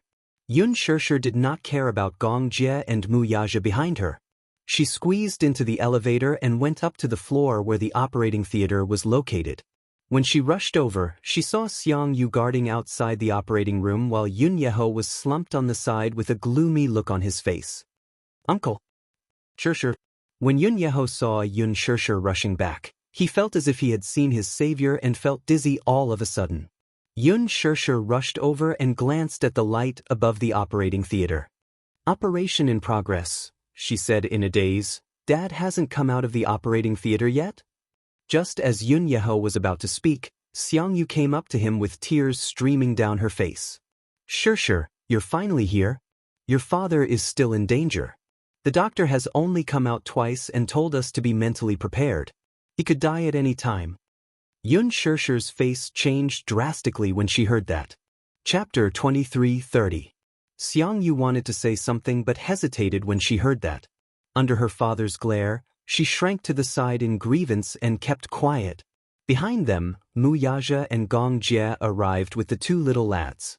He walked over with a solemn expression. Seeing Yun Shishir's desolate expression, he was about to ask her something when the door to the operating theater suddenly opened. The doctor walked out and, upon seeing so many people, immediately asked, "Are all of you the victim's family members?" Yun Shishir went up to him anxiously. "I'm his daughter. How's my father now?" The doctor said tiredly, "It's hard to say. He's still in the emergency room. Go and settle the medical bills first before we can proceed with the surgery." Yun Shishir nodded. Mu Yaja immediately said, "I'll go and settle the medical bills." Yun Shishir nodded again, but her eyes had become hollow. Gong Jie could not help feeling sorry for her when he saw her in a daze. He walked over and put his arm around her shoulders to comfort her.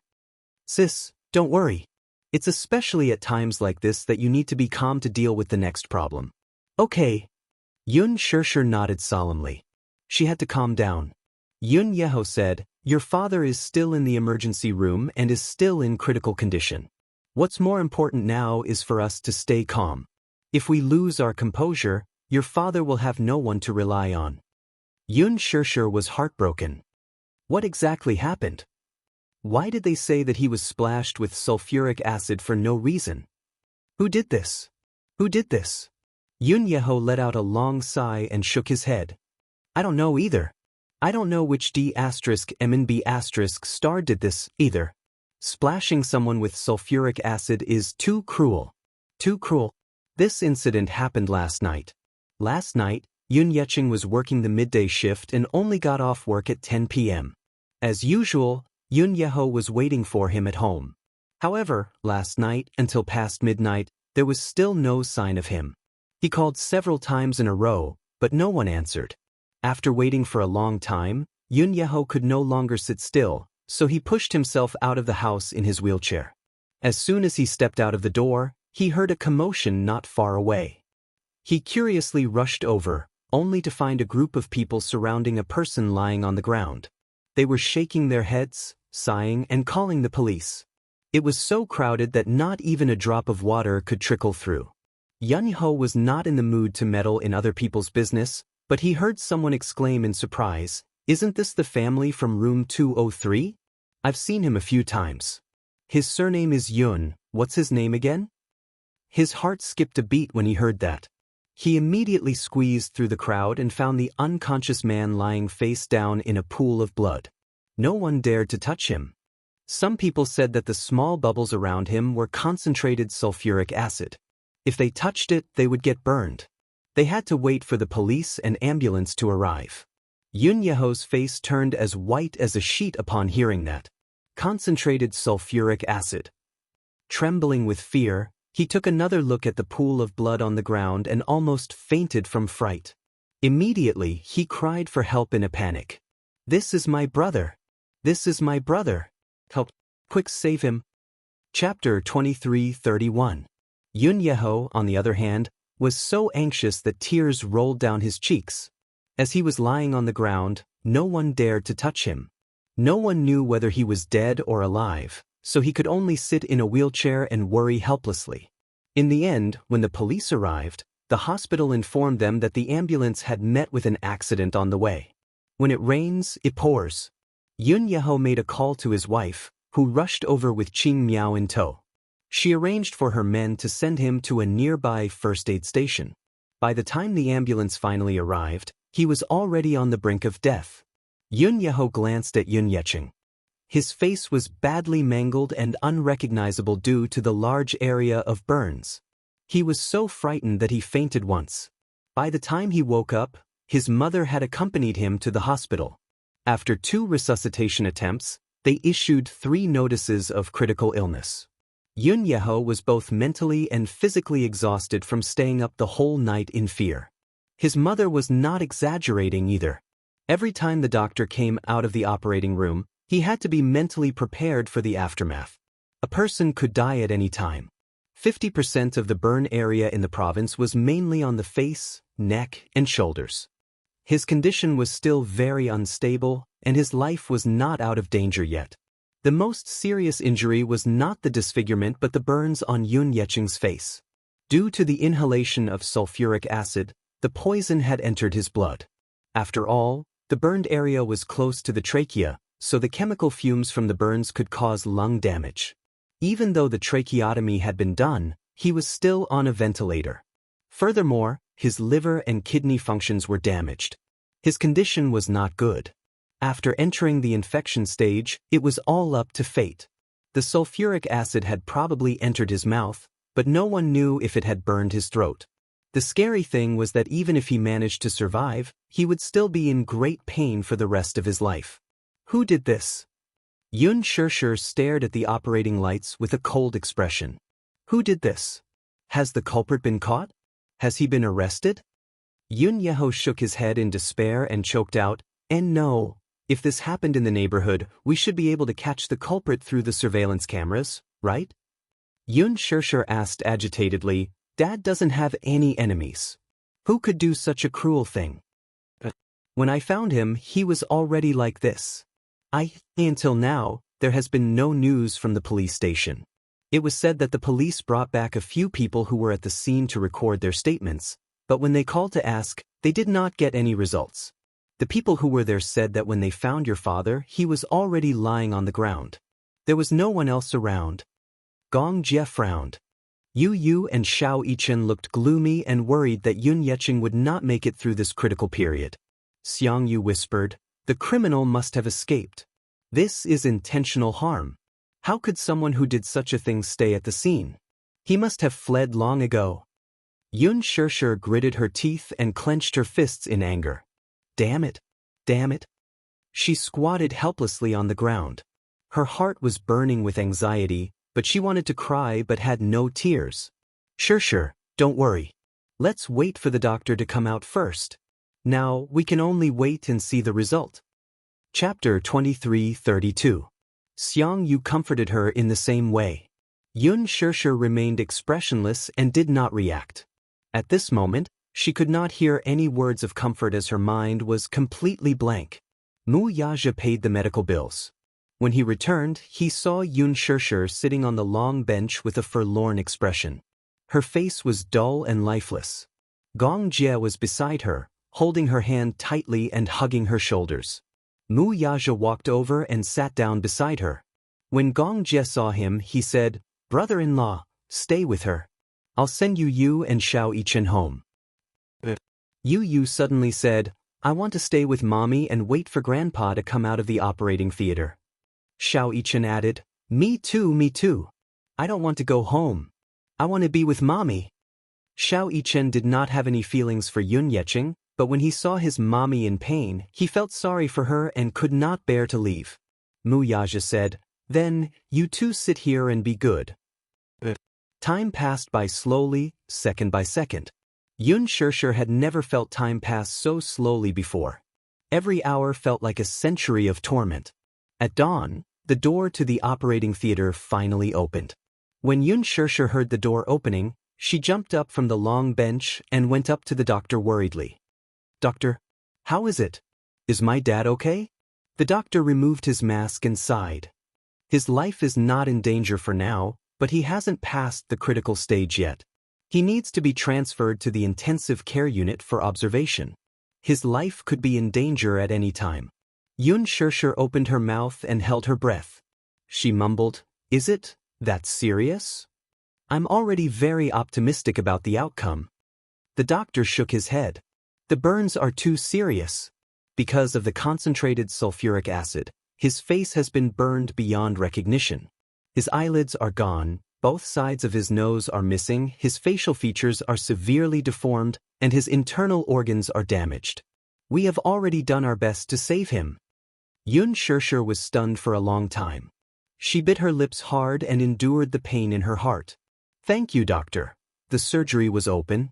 A group of medical staff pushed the ward towards the elevator. A group of people rushed to the intensive care unit and saw a few nurses and doctors busying themselves.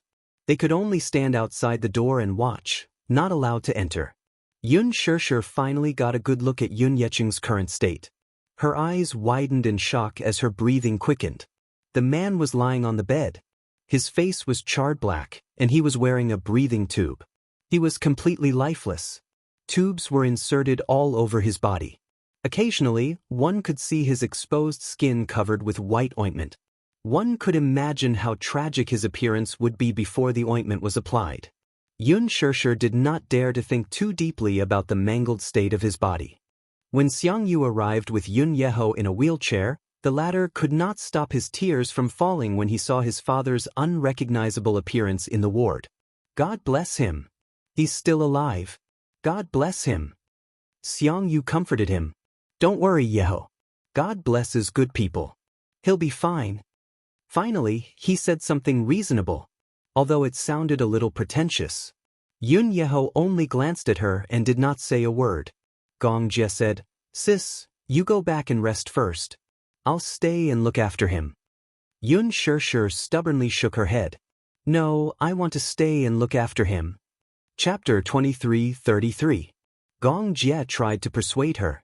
Mu Yaja added, "If you're really worried, I'll stay here with you. Even if you're not tired, the kids are tired. If you keep holding on like this, the kids will be worried about you." Yun Shirshir glanced at Yu Yu and Xiao Yichen who were sitting at the side. She saw that they couldn't hide the heartache on their faces, so she nodded. "I've already booked 2 rooms at the hotel next to the hospital.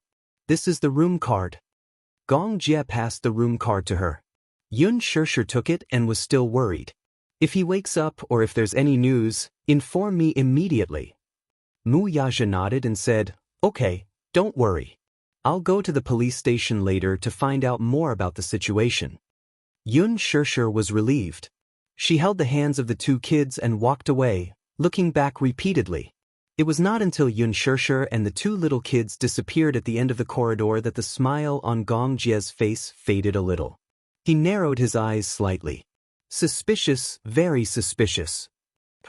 Mu Yaja glanced at him suspiciously. Gong Jie said, "Is there any news from the police station?" Mu Yaja pondered for a moment. "The preliminary suspicion is that it's a robbery." "Robbery?" Gong Jie sneered. "What evidence do you have?" "Generally speaking, it's only when there are no clues that it's a robbery." Mu Yaja said expressionlessly, "The efficiency of the police station is low. What kind of clues can they find in such a short time? I just sent someone to take a look at the scene. When they came back, they said that the police station didn't protect the scene in time. There was a heavy rain last night, so the evidence collection might be affected." Gong Jie commented coldly, "What a good-for-nothing." Mu Yaja said, "Robbery? How could it be a robbery? I've never seen a robber carrying sulfuric acid. If it wasn't for some deep hatred, he wouldn't have crippled someone to this extent." Gong Jie added, "We can only wait for Uncle to wake up and ask him personally. Only then can we get some clues." I'm afraid it'll be difficult, Mu Yaja suddenly said. Gong Jie frowned in confusion. Difficult? What do you mean? Concentrated sulfuric acid splashed all over his face. According to the doctor, he inhaled a lot of sulfuric acid. I don't know if there's any hope of him being able to speak in the future. The doctor said that Yun Yeqing had inhaled sulfuric acid and burned his vocal cords. There was little hope of him regaining his ability to speak in the future. How inhumane. Mu Yaja clenched his fists with lingering fear and said slowly, I'm worried that that person is after Shirshir. She only implicated Yun Yeqing because she wanted to intimidate her. When Gong Jie heard this, he could not help but feel shocked. Does elder sister have any enemies? Mu Yaja frowned. A lot. But in his impression, there was no one who would have the guts to do such a deranged thing after making enemies. Unless that person had a death wish. Mu Yaja suddenly thought of something. He stood up abruptly and said to Gong Jie, Stay here and look after her. I'll make a trip to the police station. Gong Jie glanced at his watch and asked, Is there anyone at the police station now? This matter must be investigated immediately. Someone has to come even if there's no one. With that, he got up and left. Gong Jie looked at him silently and curled his lips, but his brows could not relax for a long time. He could not help but worry when he thought of Yun Shirshir and the two little guys in the hotel. He picked up the satellite phone and dialed a number. Seville. Chapter 23:34. Yes, young Master Gong. Send a team to guard the E-Garden Hotel next to the Jinghan Fire and Burn Hospital. Understood. After hanging up the call, Gong Jie sat quietly with his arms crossed outside the ward's door. At the police station, Mu Yaja had made a call before he left. After expressing his intentions, the other party immediately said that they would pass on his message to the chief. When he arrived, he only sat for a short while before the bureau chief arrived, looking travel-worn. It was only 3 o'clock in the morning. The old bureau chief was still lying on his comfortable bed at home. When he heard that a big shot was coming to the police station to investigate a case, he immediately got up from his bed and rushed to the police station in 20 minutes.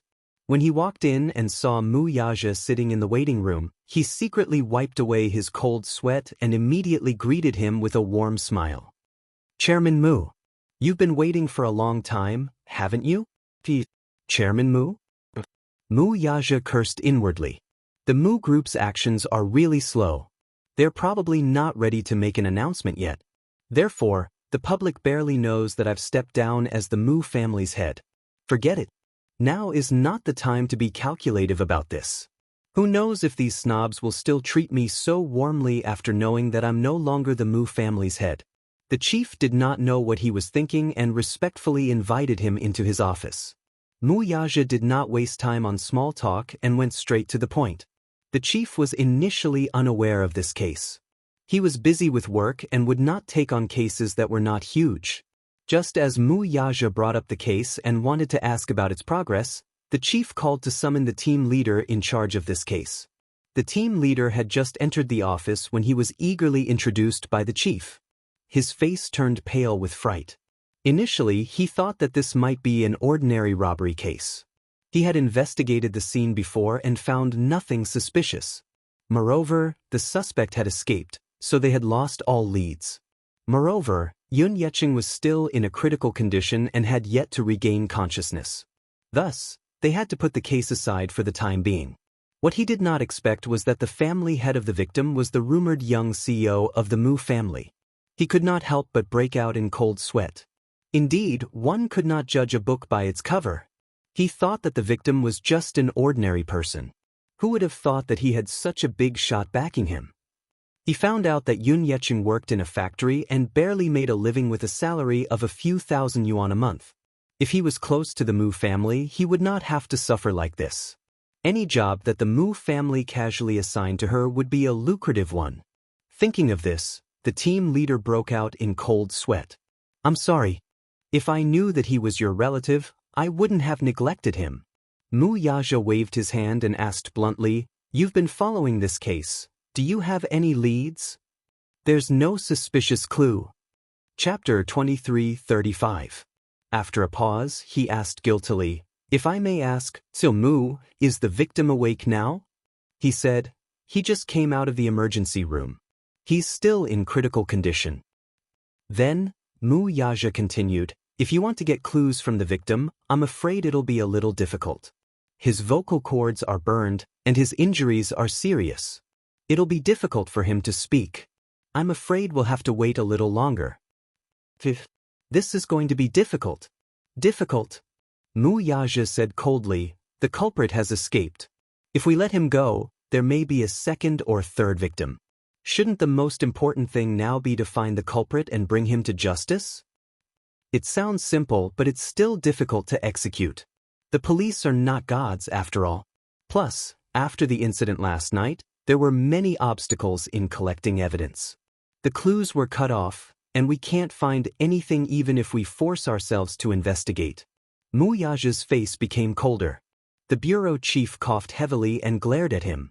The young captain then realized that his words were too rude, and he lowered his head helplessly.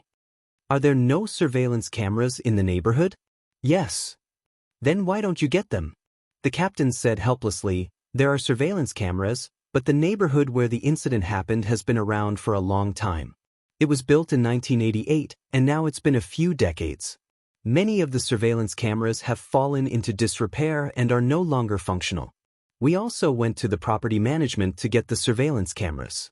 Other than the garage, the entrance, and some other important places with new cameras, the place where the incident happened to be in the blind spot of the surveillance cameras. We couldn't capture anything.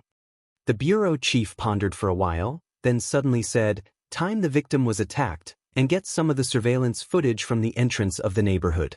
See if we can find any suspicious people coming in or out. The captain shook his head.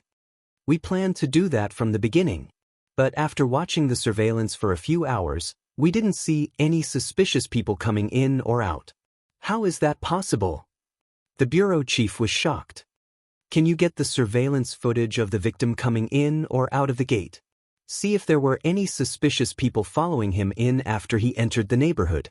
Basically, we can confirm the suspect. The captain said, the key is that we didn't see the victim coming in or out of the gate. Chief, there's a back door in this residential area. There's a garage at the back door. Many residents use the back door to enter and leave. The building where the victim lived was close to the back entrance, so I'm guessing that he probably entered the residential area from the back entrance. Then let's start from there and get the recording. There are no surveillance cameras at the back door. The bureau chief cursed in his heart. This criminal really knows how to pick a location. Could it be that before committing the crime, they had specially checked the neighborhood to see which places had surveillance cameras? The bureau chief furrowed his brows in frustration. Could it be that not a single witness was found? It was already very late when the incident happened. Moreover, the residential area in this area is near the industrial area. Because there are many foreigners nearby, there are very few people walking around in the middle of the night. We thought that there should at least be surveillance cameras in the garage, but when we got the footage, we couldn't capture the situation of people going in and out of the garage. Chapter 23:36. The bureau chief suddenly knocked on the table and asked sternly, "Is it possible that it was a robbery?" The captain said hesitantly, "It's possible, but I've never seen or heard of such a ruthless crime. I've also never seen someone who would bring concentrated sulfuric acid to a robbery. Only those who seek revenge and cause trouble would do such a cruel thing." When the bureau chief heard this, he looked at Mu Yaja with a complicated expression and asked carefully, Mu, do you think this victim has any enemies?" The captain said, "I also suspect that it was revenge. It's just that we can't find any conclusive evidence in such a short time, so the case has been put on hold and it's hard to make any progress." Mu Yaja said expressionlessly, "I want to take a look at the surveillance cameras in the neighborhood." The captain immediately said, "I've copied all the intact surveillance footage into the laptop. If you want to take a look, you can take a look at it anytime." The bureau chief immediately asked him to bring the laptop over. After the laptop was brought over, he pulled up dozens of surveillance footage. Mu Yaja sat in front of the laptop and stared at the screen intently. The timeline was pulled back from 10 p.m. to 1 p.m. when the incident happened, and the footage was fast-forwarded at x 4 times. The neighborhood was indeed a little old as many residents owed property fees. Half of the property had already collapsed, leaving only an empty shell with a security booth guarding it. Over the years, there had been a problem with public security. Other than theft, there were also frequent robberies. However, most of the time, the criminals came for the property. After taking the property, they would not do anything that would harm the safety of others. The surveillance cameras in the garage were still new. The property management had only installed a new one after the residents complained that their cars were being stolen one after another. Mu Yaja sat there and watched the video for more than 2 hours as he shuffled it back and forth. The bureau chief and captain were also patient and watched from the side. 3 pairs of eyes were hoping to find even the slightest clue in so many videos. After watching the surveillance footage, Mu Yaja suddenly thought of something. Are there any surveillance cameras near the apartment building? There are, but there's only one. It's a winding path that's close to the garage. He listened to the captain's analysis of the route at the scene of the incident and vaguely remembered that there was a shortcut to the apartment building. The captain also reacted abruptly. The surveillance cameras on that road didn't seem to have noticed it. Because it was a small corner, they didn't take care of it too much. Let's take a look. Mu Yaja ordered. The captain immediately operated it skillfully and quickly pulled up the surveillance footage of that area. She adjusted the time and fast-forwarded it at 8 times the normal speed. Finally, at 11:45 a.m., she saw Yun Yeching's figure. That night, he was dressed in white, so he was especially eye-catching. This new set of clothes was bought for Yun Yeching by Mu Yaja and Yun Shishir. Yun Yeching especially liked it. After Yun Yeching passed by, a suspicious figure soon appeared in his line of sight. It was a man with short hair. He was neither tall nor short. He was dressed in black and wore a beret. He was dressed very ordinarily, so it was difficult to attract attention. It was the kind of ordinary that no one would notice if they walked on the street. Chapter 23:37. Dressed in black, he almost blended into the night. Coupled with the limited resolution of the surveillance camera, only his back could be seen. He followed closely behind Yun Yeching, leaving only 3 minutes between them.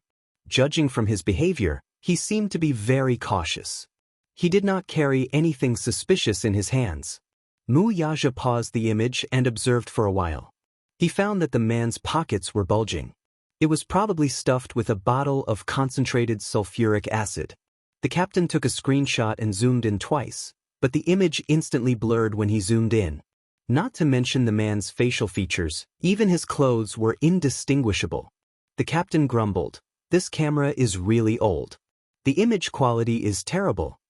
The chief said, "Look at the other surveillance cameras and see if you can find out where this person left from." Another hour had passed. The strange thing was that even after looking through all the surveillance footage, there was no trace of the man leaving. It was as if he had disappeared into thin air without a trace. If this person is really the suspect, then I have to say that he's very meticulous.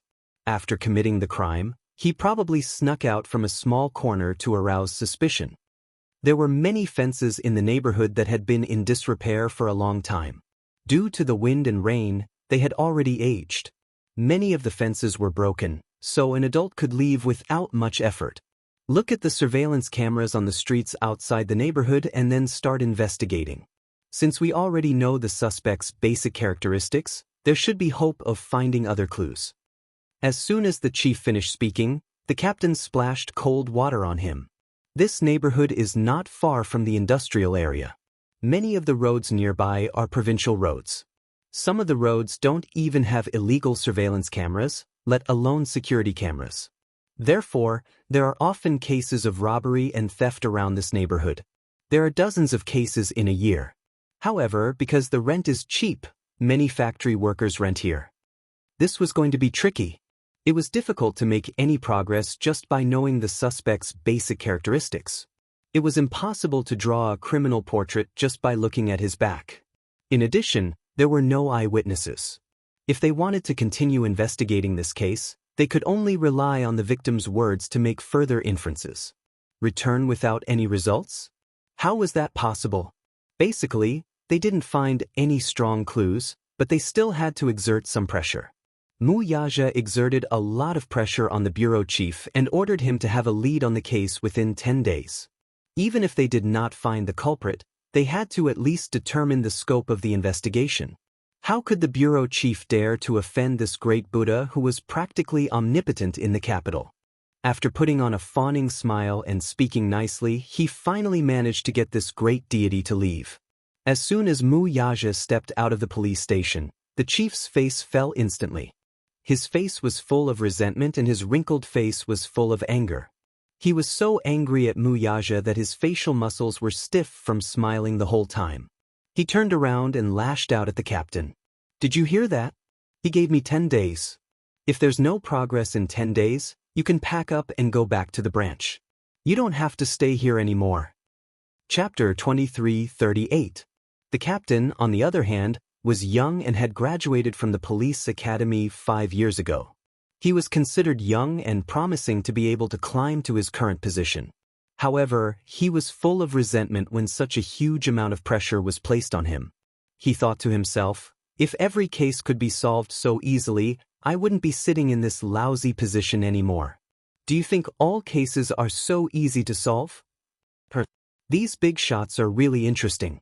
With just a few words, they gave us a deadline, and they want us to solve the case within the stipulated deadline. Even if I were Sherlock Holmes, I wouldn't have such great ability. The bureau chief glanced at him. How could he not know what he was thinking? He said coldly, "Don't look at me. Just look at me. There's nothing on my face. Even if you see through my face, you won't be able to solve the case. Do you hear me? 10 days. Don't bother about the other cases for now. Just focus on this case. If you can't solve it, don't come and see me. Do you hear me?" Yes. When Yun Shirshir woke up, it was already 1 in the afternoon. The 2 little guys were still sleeping soundly. Yun Shirshir couldn't bear to disturb them, so she sneaked into the bathroom and called Gong Jie. On the other end, Gong Jie had just picked up the phone, but he didn't sound tired at all. "Sis, you're awake? Did you sleep for a while longer? How's Dad?" "He's still lying in the hospital ward. In the morning, his condition worsened and he was sent to the emergency room again. He's out of there now." Yun Shirshir's heart skipped a beat. She said anxiously, "Dad was sent to the emergency room again?" "Yeah, then why didn't you call me?" Gong Jie was silent for a moment. "I was afraid that you would be worried." Yun Shirshir took a deep breath and realized that she had lost control. She couldn't help but apologize. "Shao Jie, I'm sorry. I was just too worried. I was afraid that, when I woke up, I wouldn't even be able to see Dad for the last time before he was gone." Gong Jie's heart skipped a beat. How could he not understand this feeling? When he was young, he had also woken up to find that his mother was no longer around. His elder sister was no longer around. His entire family seemed to have been annihilated. "I'm sorry, sister. Fortunately, he's been rescued. The doctor said that his condition has stabilized. We'll observe him for a few more days." Yun Shirshir nodded. "I'll come to the hospital right away. Where are you and Xiao Yichen? Are you awake?" "No, she's still sleeping." Yun Shirshir pondered for a moment and suddenly said, "Why don't you bring some food to the hotel? You haven't slept for a day and a night. Why don't you rest for a while? It just so happens that you can stay in the hotel with the 2 little guys. I'll be more at ease." "All right." Half an hour later, Gong Jie entered the hotel with a lunchbox. As soon as he stepped in, Yun Shirshir saw his tired face and couldn't help but feel sorry for him. "Little Jie, you must be tired after standing guard for an entire night." Gong Jie said casually, "I'm already used to it. Why don't you go home first? You don't have to stay here." Gong Jie's back stiffened for a moment. He looked back at her and suddenly walked in front of her and pulled her into his arms. "I'm not leaving." Chapter 23:39. He was on vacation now. Even if he wasn't on vacation, he would still push back some of his work to stay by her side. Yun Shirshir was stunned for a moment before she smiled. "Don't you feel tired?"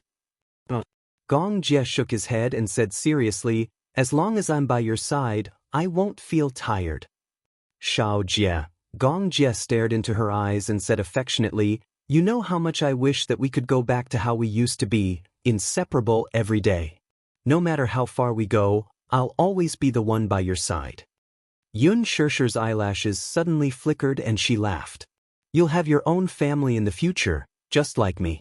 You'll have a wife who loves you deeply and a pair of adorable children. It might be difficult to go back to how we used to be. Before that day comes, I'll still be by your side. Gong Jie's gaze softened and he suddenly said softly, I was already by your side before we were born. That's right. They were fraternal twins. They had been together since they were born. Their mother had also told them about the circumstances of their birth. When they were born, they held hands and did not let go even after they entered the incubator. When they grew up, they were inseparable and their hearts were linked. Even if they did not say anything, they could still read each other's minds. When Xiao Jie was happy, she would also feel happy and excited from the bottom of her heart. When she was sad, Xiao Jie's mood would also be inexplicably low. He would silently stay by her side and not say anything. When they were laughing, when they were crying, their expressions were exactly the same. Their mother had once said that no matter what they did, even if it was a simple task like brushing their teeth, their movements were exactly the same. When they stood together, it was like looking into a mirror. They had perfect chemistry. I was already by your side before we were born. Yun Shirshir's heart warmed when she heard this. She hugged him and said, Xiao Jie, you really make me feel safe with you by my side. He had already grown up and was no longer the stupid troublemaker he was when he was young. He had already become a reliable man. Gong Jie gave her a doting smile as he gently rubbed her head. Go on then. I'll rest for a while. If anything happens, contact me immediately. All right. Yun Shirshir left the hotel room. Just as she walked out of the room, she suddenly bumped into a young man standing outside the room. He was wearing a suit and leaned against the wall. He wore glasses and looked very refined. It was obvious that he had a headset on his ear, like a personal bodyguard. When he saw her walk out of the room, he immediately approached. Yun Shirshir was instantly on her guard, only to see him walking closer to her and saying seriously, Miss Yun, don't be afraid. I am the bodyguard assigned by Gong Xianxing to protect you. So it was a false alarm. I'm going to the hospital. All right, I'll send you. Yun Shirshir nodded her head. No need, this is Gong Xianxing's order. I'm just following orders. By the time she reached the hospital, Mu Yaja was already there. He had just left the doctor's office when he saw her. He raised his eyebrows and asked, You're awake? You didn't sleep all night? Mu Yaja said, I rested in the car for a while to recover my energy. Chapter 2340. Yun Shirshir was extremely nervous as she asked a series of questions. Mu Yaja said, his life isn't in danger for the time being, but we still have to be on guard during the infection period. For the time being? Yun Shirshir shuddered when she heard this. That means, his life could be in danger anytime and anywhere? Mu Yaja nodded. It depends on how well he recovers during the infection period. If he recovered well this week, he would have to undergo the 6th surgery next week to protect his eyeballs and eyelids, perform functional skin grafts on his arms and knees, and clean up the necrotic tissue. Currently, because he was in the infection period, he could not undergo intensive surgery for the time being. The doctor explained that because Yun Yecheng's entire face would be burned, his eyelids would not be able to close completely. What was even more painful was that his face had already festered and was completely charred. Even if he underwent skin grafts, he would not be able to reconstruct his former appearance. His appearance would be destroyed. The most terrifying thing was the pain that would accompany him for the rest of his life. Yun Shirshir was silent for a moment before she smiled faintly and said, No matter what, I must pull myself together in the future and face it together with Dad. Don't worry. It's fine as long as he's still around. Don't think too much about the rest for now. Mu Yaja hugged her and said gently, No matter what, I'm here. But Yun Shirshir calmed herself down and sat down on the bench. He hasn't woken up yet? He was anesthetized during the surgery. The anesthetic hasn't worn off yet, so he hasn't regained consciousness yet. Yun Shirshir sighed deeply. It's good that he hasn't regained consciousness. He'll only be in pain when he wakes up. For 2 consecutive days, Yun Shirshir and Gong Jie took turns guarding the hospital while Mu Yaja had to take care of the 2 little guys. In addition, there was still a long way to go after the land contract signing ceremony. Hence, he entered a busy period. Even though he was busy, he would still take some time out to accompany them at the hospital. News came from the police station one after another, but in the end, there was no substantial progress. Yu did not slack off at home these few days. He hacked into the city's surveillance system and retrieved the surveillance footage of the area within a few miles of Yun Yecheng's rented apartment. He stared at the footage in front of the computer every day, but he could not find anything suspicious. It was flawless. It was precisely because of this that Mu Yaja was even more certain that this wasn't an ordinary robbery. After the new year, Qin Zhou received a lot of invitations to auditions. At the same time, he also received a lot of invitations to Yun Shirshir. He picked out a few scripts. When he contacted her, Yun Shirshir replied that she would be taking about half a month off for the next month. It was said that his father had an accident and was now in the hospital. He was in danger of infection at any time and needed a family member to accompany him. Qin Zhou was also a reasonable person. He told the production crew and advertisers that they would delay the release of the movie. The other side also agreed. Originally, there was a charity gala this week. He wanted to bring Yun Shirshir along with him. The so-called charity gala was the famous bazaar charity night. At the charity gala, celebrities would gather and dazzle. Other than some big shots and famous philanthropists, some billionaires would also be invited. Chapter 2341. Some of the more scheming female celebrities would dress up to the nines and beg their grandfathers to find a way to get in touch with these big shots. The more scheming ones naturally did not care about these resources. Most of them hoped to use such an event to befriend some rich and famous people. Hooking up with any of them meant that they would enjoy endless wealth for the rest of their lives. By then, what was the point of acting? What was the point of rushing for a script? It was tough being an artist, having to endure cold shoulders and unspoken rules, but it was different being a rich man's wife. They were worshipped by thousands and admired by tens of thousands.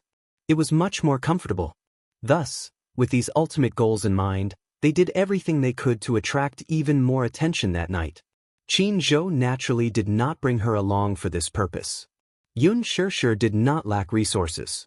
This charity night would be covered by a lot of media outlets. It would greatly increase the fame and exposure of the event. She did not accept any scripts this new year. The other starlets who were on the same level as her were either rushing to appear on the Spring Festival Gala program or appearing on some talk shows or entertainment programs to increase their exposure. She did not appear in front of the public for more than half a month, so she continued to raise her fame with a posh gala. This charity night was a good opportunity. But it was a pity such an accident happened. When Qin Zhou learned of this, he and Ji Lin went to the hospital to visit. The moment they made a move, everyone in Huanyu learned of this matter. A few of the higher-ups had a discussion. Although Mu Yaja was no longer the person in charge of Huanyu, they still had to pay him a visit out of friendship. It did not matter if they did not come. That lineup could be said to be mighty. Many of Huanyu's higher-ups brought gifts to the hospital and lined up the entire corridor. Not only that, many of the company's celebrities also came. The patients and their family members in the few wards near Yun Yecheng's were shocked and rushed out to take a look. Seeing so many famous celebrities entering and leaving the ward, only then did they know that there was a serious patient in the ward next door. This alarmed the hospital's leaders. Seeing such a big lineup, they then realized that there was a patient with an extraordinary background in the hospital. He immediately ordered for Yun Yecheng to be moved to a VIP intensive care unit with 4 nurses around the clock. At the same time, the media also took action after hearing the news. They lurked outside the door, just to be the first to get a first-hand report. Of course, this was all in the future. After being transferred to a special ward, Yun Yecheng finally regained consciousness. When she received the news, Yun Shirshir was having dinner outside. When she heard the news, she rushed back to the hospital without eating. Inside the ward, Yun Yecheng had already regained consciousness. The nurse was carefully leaning on the bedside to wipe away his tears. Because his eyelids were unable to close, it was difficult to close his eyes. Therefore, he had to wipe away the tears that flowed out in time. Otherwise, it would easily infect the wound. She rushed to the bedside and held onto the bed frame. She looked at him and said carefully, "Dad, can you hear me?" She didn't dare to touch him. Every part of his body was horribly burned. She only dared to speak to him cautiously. Chapter 23:42. Yun Shirshir could not help but burst into tears at the sight of him in such a miserable state. However, she held it in and choked out, "Dad, don't force yourself if you can't speak. Recuperate well, I'll always be by your side," the nurse said. "Miss Yun, your father's vocal cords might be seriously damaged. It's still unknown if he can speak in the future. Right now, he can only slowly recuperate. How much can he recover?" Yun Shirshir quickly nodded. "Dad, you don't have to answer me. Who attacked you that night? Do you know him? Is he your enemy? Or is he a robber? If he's a robber, just move your finger slightly." Yun Yecheng's breathing quickened when he heard that. His eyes turned red and watery at once. His eyeballs suddenly trembled as he frowned with difficulty. Then he gritted his teeth slightly. With reddened eyes, he raised a trembling finger. His thoughts suddenly ran wild. The image of the baby's red and wrinkled face when it was born seemed to appear in his eyes. Only the heavens knew how strong the joy and pride he felt when he became a father for the first time was. Yun Yecheng still remembered how excited and happy he was when he held the baby girl in his arms. He excitedly carried the baby girl to Li Qin's bedside and said joyfully, "Honey, it's a girl." Li Qin sighed and muttered weakly, "Didn't the doctor reveal that it's a boy? How did you give birth to a girl?" The nurse at the side smiled and asked, "When did you find out the gender of the baby?" "When I did an ultrasound at 4 months. The doctor revealed that it's a boy," Yun Yecheng said. The nurse smiled and said, "Oh, for months. The accuracy rate isn't high. At most, it's 80%. Sometimes there are mistakes. However, the girl is also very cute. The most important thing is that both mother and child are safe." Yun Yecheng nodded. "That's right. It's good that both mother and child are safe." When he learned that his wife was in labor, he rushed back from abroad to welcome the new life. Li Qin muttered to herself, "I wanted a boy. If I knew it was a girl, I wouldn't have wanted it." The nurse smiled awkwardly. This pregnant woman clearly had a preference for boys over girls. She had seen many pregnant women like this and was not surprised. "What's wrong with being a girl? I quite like girls. They look fresh and cute and obedient. When they grow up, they will be our little cotton-padded jackets and warm our hearts." He looked at the infant in the swaddling clothes and liked him no matter how he looked at him. Even though the newborn's face was red and wrinkled, making it hard to discern any facial features, the thought that this was his flesh and blood still made him dote on the baby immensely. It doesn't matter if it's a boy or a girl. What's important is that both mother and child are safe. Yun Yecheng hugged the child lovingly. "What should I name it?" Yun Yecheng replied, "A girl? Why don't we call her Yun Na? She should be a beautiful girl when she grows up." Yun Na. Ever since she was born, he had loved her dearly and had supported her as they grew up. When Yun Na was young, her eyes and eyebrows were very similar to his. Especially after she entered junior high school, her facial features gradually matured, and she looked more and more like him. But how could the girl he loved and spoiled so much, with such a clear face, turn into such a hideous and twisted face? Chapter 23:43. The night was bleak, and not a single star could be seen. That night, he returned home from work. After parking his car in the garage, he walked along a small path toward his apartment building. Suddenly, a familiar yet cold voice came from behind him. "Yun Yecheng." The voice was deep, calling out his name directly. Stunned, he turned around in shock, only to see a woman in a hoodie standing behind him with her hands in her pockets. In the dim night, she was expressionless. There was an indescribable coldness on her face.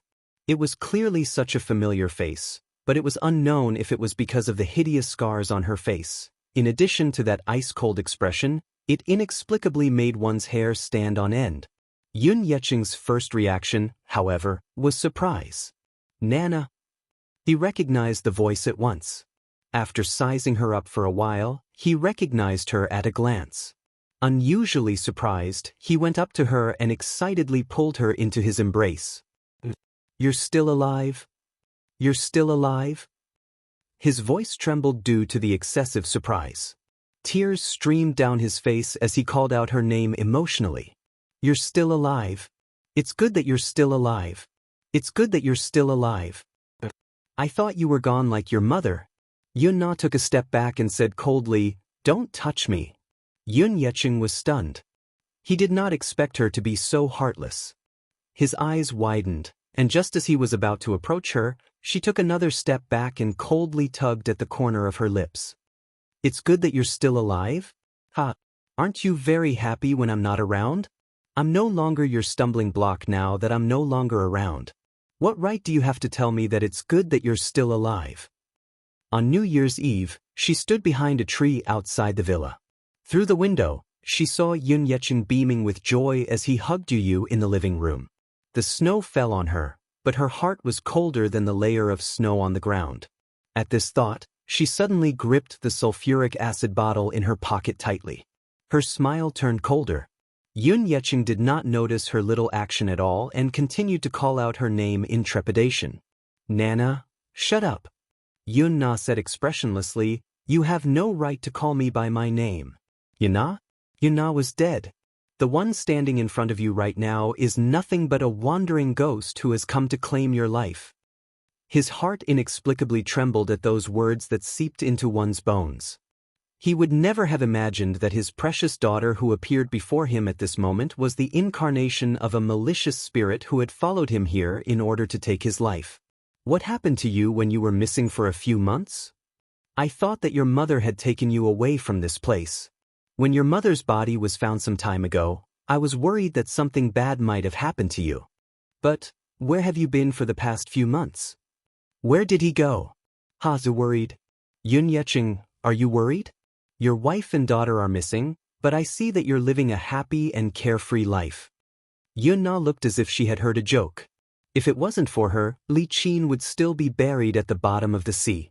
Not to mention her corpse, even her bones, flesh, tendons, and skin would have been eaten clean by the fishes.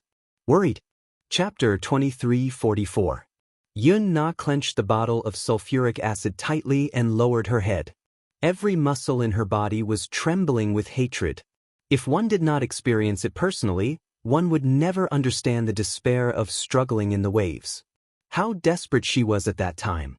At this moment, she hated Yun Shishir and Yun Yecheng so much. How much did she hate them? She wanted to skin them alive, pull out their tendons, and throw that B*Tsich into the sea to feed the fishes. She wanted to see with her own eyes how desperate they were when they died. He, Yun Na's mouth cracked open and she suddenly laughed. She raised her head and stared at him with a pair of cold and bone-chilling eyes. Her laughter was so shrill that it was as if she was a malicious spirit that had climbed up from purgatory. Her voice was so cold and emotionless. It was frightening and chilling at the same time. Li Qin is already dead. Yun Na is also dead. She died in the boundless ocean. She died in the depths of despair. Yun Yecheng, you deserve to die too. Today, I'll make you accompany them in death. After Yun Na finished speaking, she slowly walked towards him. Yun Yecheng was so stunned that he forgot to dodge. He saw her take out a bottle from her pocket. It was filled with an unknown liquid. She quickly unscrewed the cap and splashed it on his face. Crash! The concentrated sulfuric acid splashed on his face and instantly burned and corroded his intact skin. Before he could react, he felt a heart-wrenching pain. He clutched his face and staggered to the ground, struggling to get up. When Yun Na saw his struggling appearance, her smile suddenly became even more complacent. She casually poured the concentrated sulfuric acid on his body as she wantonly enjoyed the sight of him constantly twitching and struggling. Her face was filled with excitement and a sinister smile. Yun Yecheng, you deserve this. The strong corrosive force instantly burned his skin until it was full of holes. Yun Na poured all the liquid in the bottle into his mouth and threw the bottle at him expressionlessly. There was no need to worry about leaving any traces on the surface of the bottle. Before this, she had already cut off her fingertips with a knife, so there would not be any fingerprints left behind. Yun Na watched expressionlessly as Yun Yecheng struggled in pain and howled at the top of his lungs. She then turned around and slowly left the scene. There was no trace of fear or guilt in his heart. She was calm and composed, as if she was taking a stroll in the back garden, and left just like that. When he woke up and regained consciousness, he knew that he had been sent to the hospital. The doctor walked in and gave him a lot of instructions. He also introduced his injuries. He had barely managed to save his life, but the rest of his life would be accompanied by pain. In the short time he was lying on the bed, he quickly recalled what had happened. When he thought of Yun Na's savage and resolute face, he couldn't help but tremble. "Dad?" Yun Shirshir looked at him worriedly when she saw that he had stopped moving. Yun Yecheng's eyes darted around, and he glanced at Yun Shirshir. Then, he recalled Yun Na's deranged face. After some hesitation, he finally sighed. He choked back his tears, and shook his finger laboriously. If he could speak now, he would tell her without hesitation that he had been attacked by an anti-society thug on his way home. Chapter 23:45. He was unable to speak, much less nod or shake his head. All he could do was bend his fingers slightly as a nod. Yun Shirshir wanted to ask more, but the nurse beside her reminded her that the patient needed rest and should not ask too much. She could only drop the subject. It was not that she did not have any doubts. Robbery? Robbers? The crime scene did not look like it. It clearly looked like someone was out for revenge. However, since Yun Yecheng said so, she could not pursue the matter further.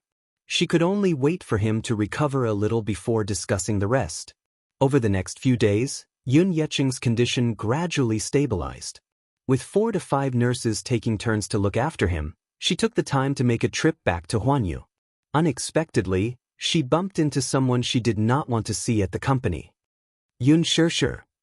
Lu Jingtian had just walked out of Ji Lin's office when she spotted Yun Shirshir, who was looking for Ji Lin. She was stunned for a moment before breaking into a smile. "Long time no see. Yun Shirshir, you've been so proud of yourself while I was away from Huanyu." Yun Shirshir smiled indifferently. "What are you trying to say?" "Oh, nothing much." After not seeing her for so long, Lu Jingtian was still as arrogant as before. However, her attitude toward her was no longer as aggressive as before. Her gaze was still cold, though. "I've just returned from overseas. Director Ji summoned me and said that he wants to arrange the work for me. Some time ago, she had gone to America to avoid the limelight because of her scandal. While she was there, she also had plastic surgery. After a few months, she recovered well and looked prettier than before. She even had the looks of a celebrity.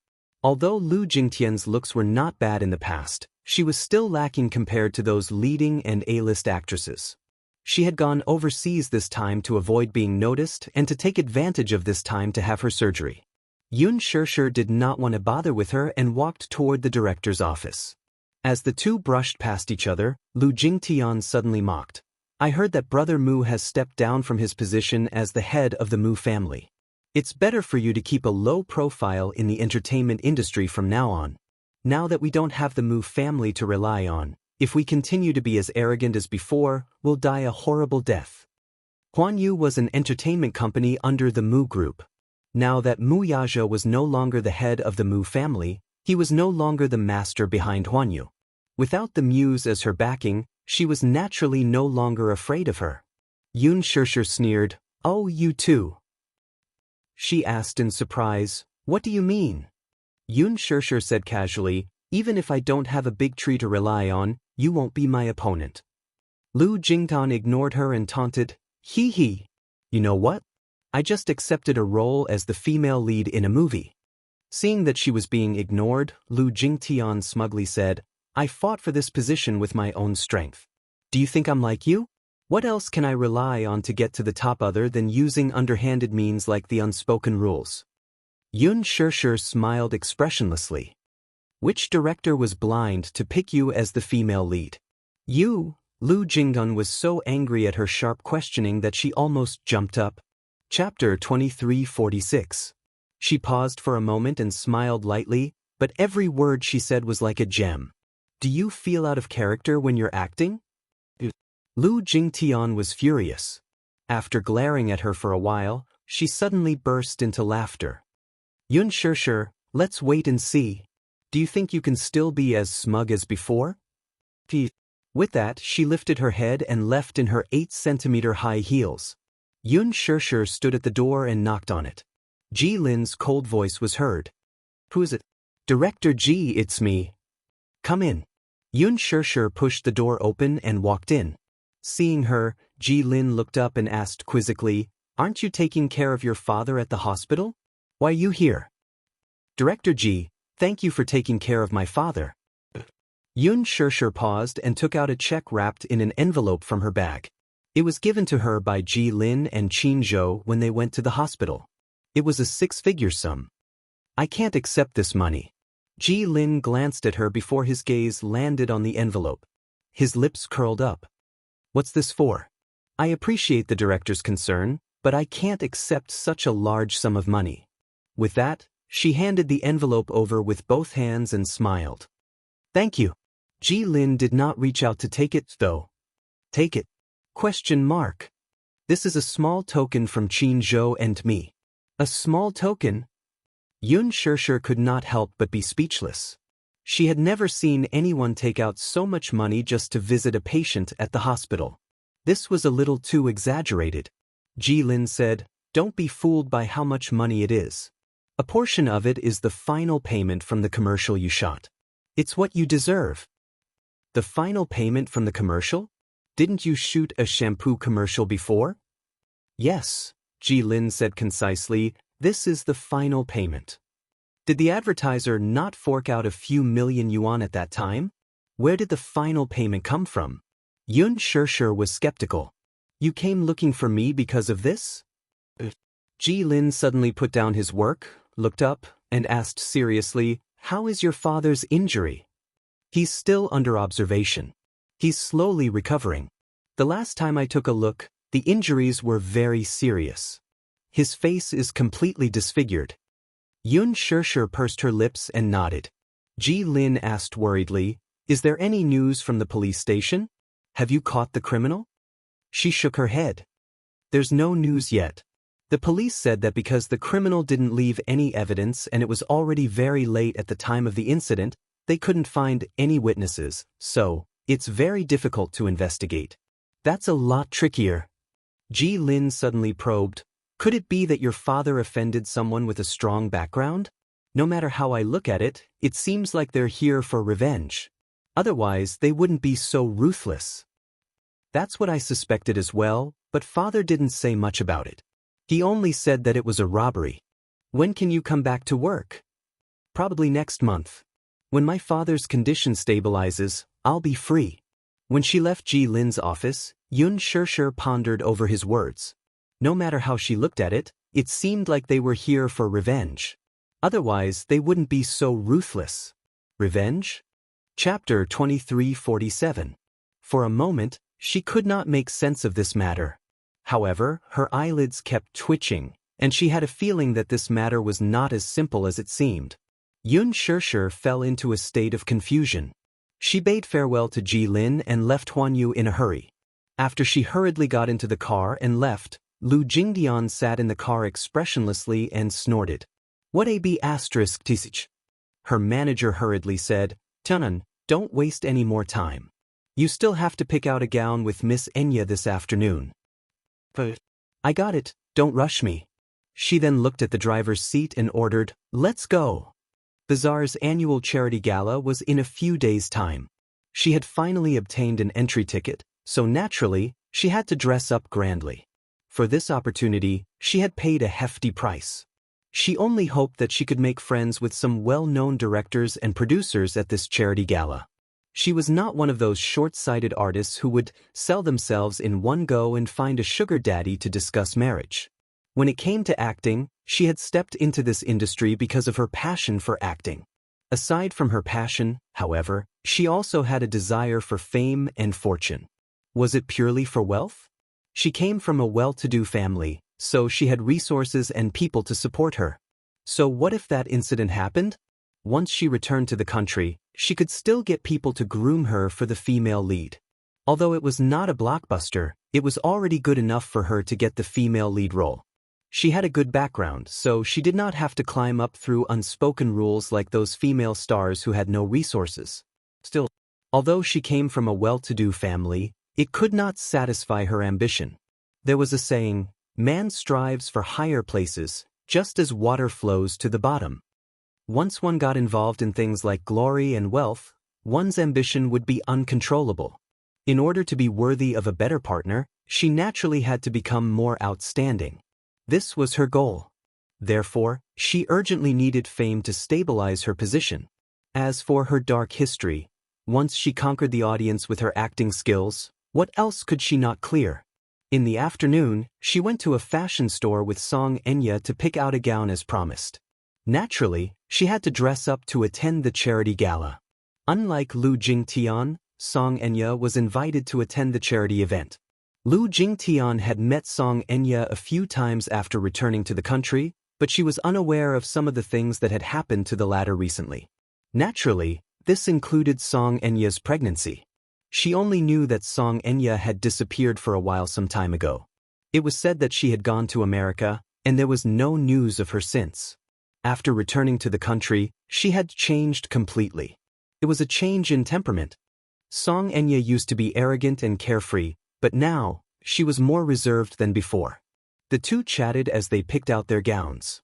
Just as Lu Jingtian excitedly asked her if a particular gown would match her aura, the Missy suddenly retched. She hurriedly covered her mouth and rushed to the washroom. Startled, Lu Jingtian followed her to the washroom, only to see her leaning over the counter and retching violently. She could not help but frown in surprise at the heart-wrenching retching. Chapter 23:48. Song Enya, who had been lying motionless in front of the table, slowly straightened up and looked at her pale face in the mirror in confusion. She then looked at Lu Jingtian's bewildered face and smiled awkwardly. "It's nothing." As soon as she said that, there was another reaction. She covered her mouth and retched for a while, looking extremely painful. Lu Jingtian's heart skipped a beat when she saw this. She raised a brow and could not help laughing dryly.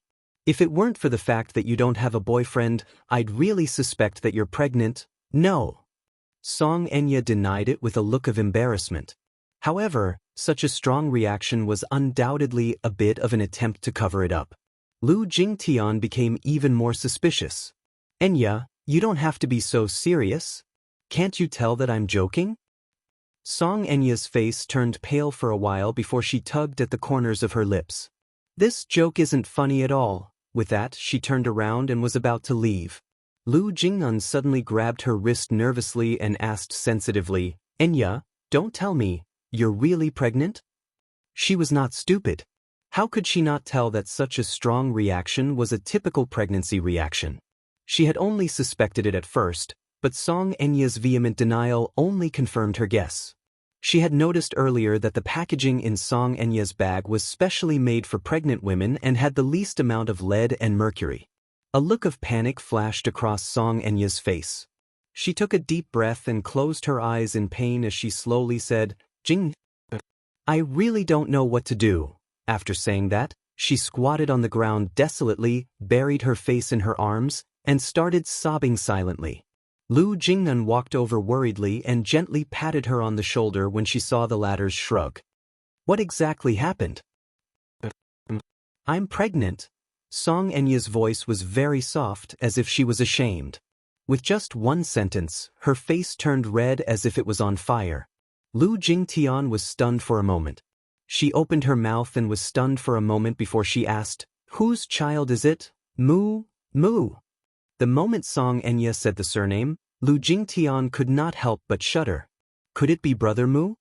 Mu Yenqing. Song Enya's eyes reddened helplessly. The child, his, how can this be?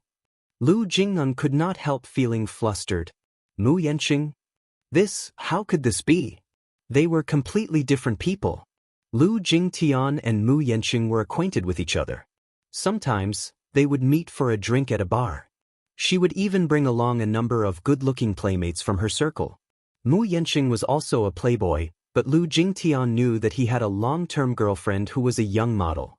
No matter how hard he changed women around him, this young model was the only one who would never leave his side. They seemed to have been together for 3 years. 3 years. For such a dissolute man, it was already not simple. Lu Jingnan had always been curious about what that young model looked like to be able to keep such a man by her side for so long. She had suggested several times for Mu Yanqing to bring her out to have some fun, but the latter was so protective of her that he refused to do so no matter what. To Lu Jingtian, he was more like a big brother. Chapter 2349. Although he was a playboy, he was very principled. He would never touch a woman he should not. Still, how did he end up with Song Enya? Lu Jingtian was perplexed. What exactly happened? Under Lu Jingtian's relentless questioning, Song Enya finally revealed the truth about what had happened that night. That day, I bumped into Brother Yanqing at a bar. I saw him sitting alone in a corner, drowning his sorrows in alcohol. Feeling depressed, I walked over to take a look at him. Initially, I wanted to have a drink with him, but after just 1 glass of alcohol, he was already dead drunk. Hence, I suggested sending him home. He refused to go home, though. I didn't know his address, so I naturally didn't dare to be rash. Thus, I thought of sending him to a hotel out of kindness. Lu Jingtian became nervous at once. And then? Then, I helped him to the hotel room, and he carried me up in his arms. Then at the mention of the painful part, Song Enya cried aggrievedly. I shouted, "No, no." But perhaps because he was drunk, he didn't listen to me at all.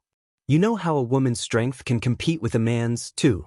On the big bed in the hotel, he took me. She wept bitterly.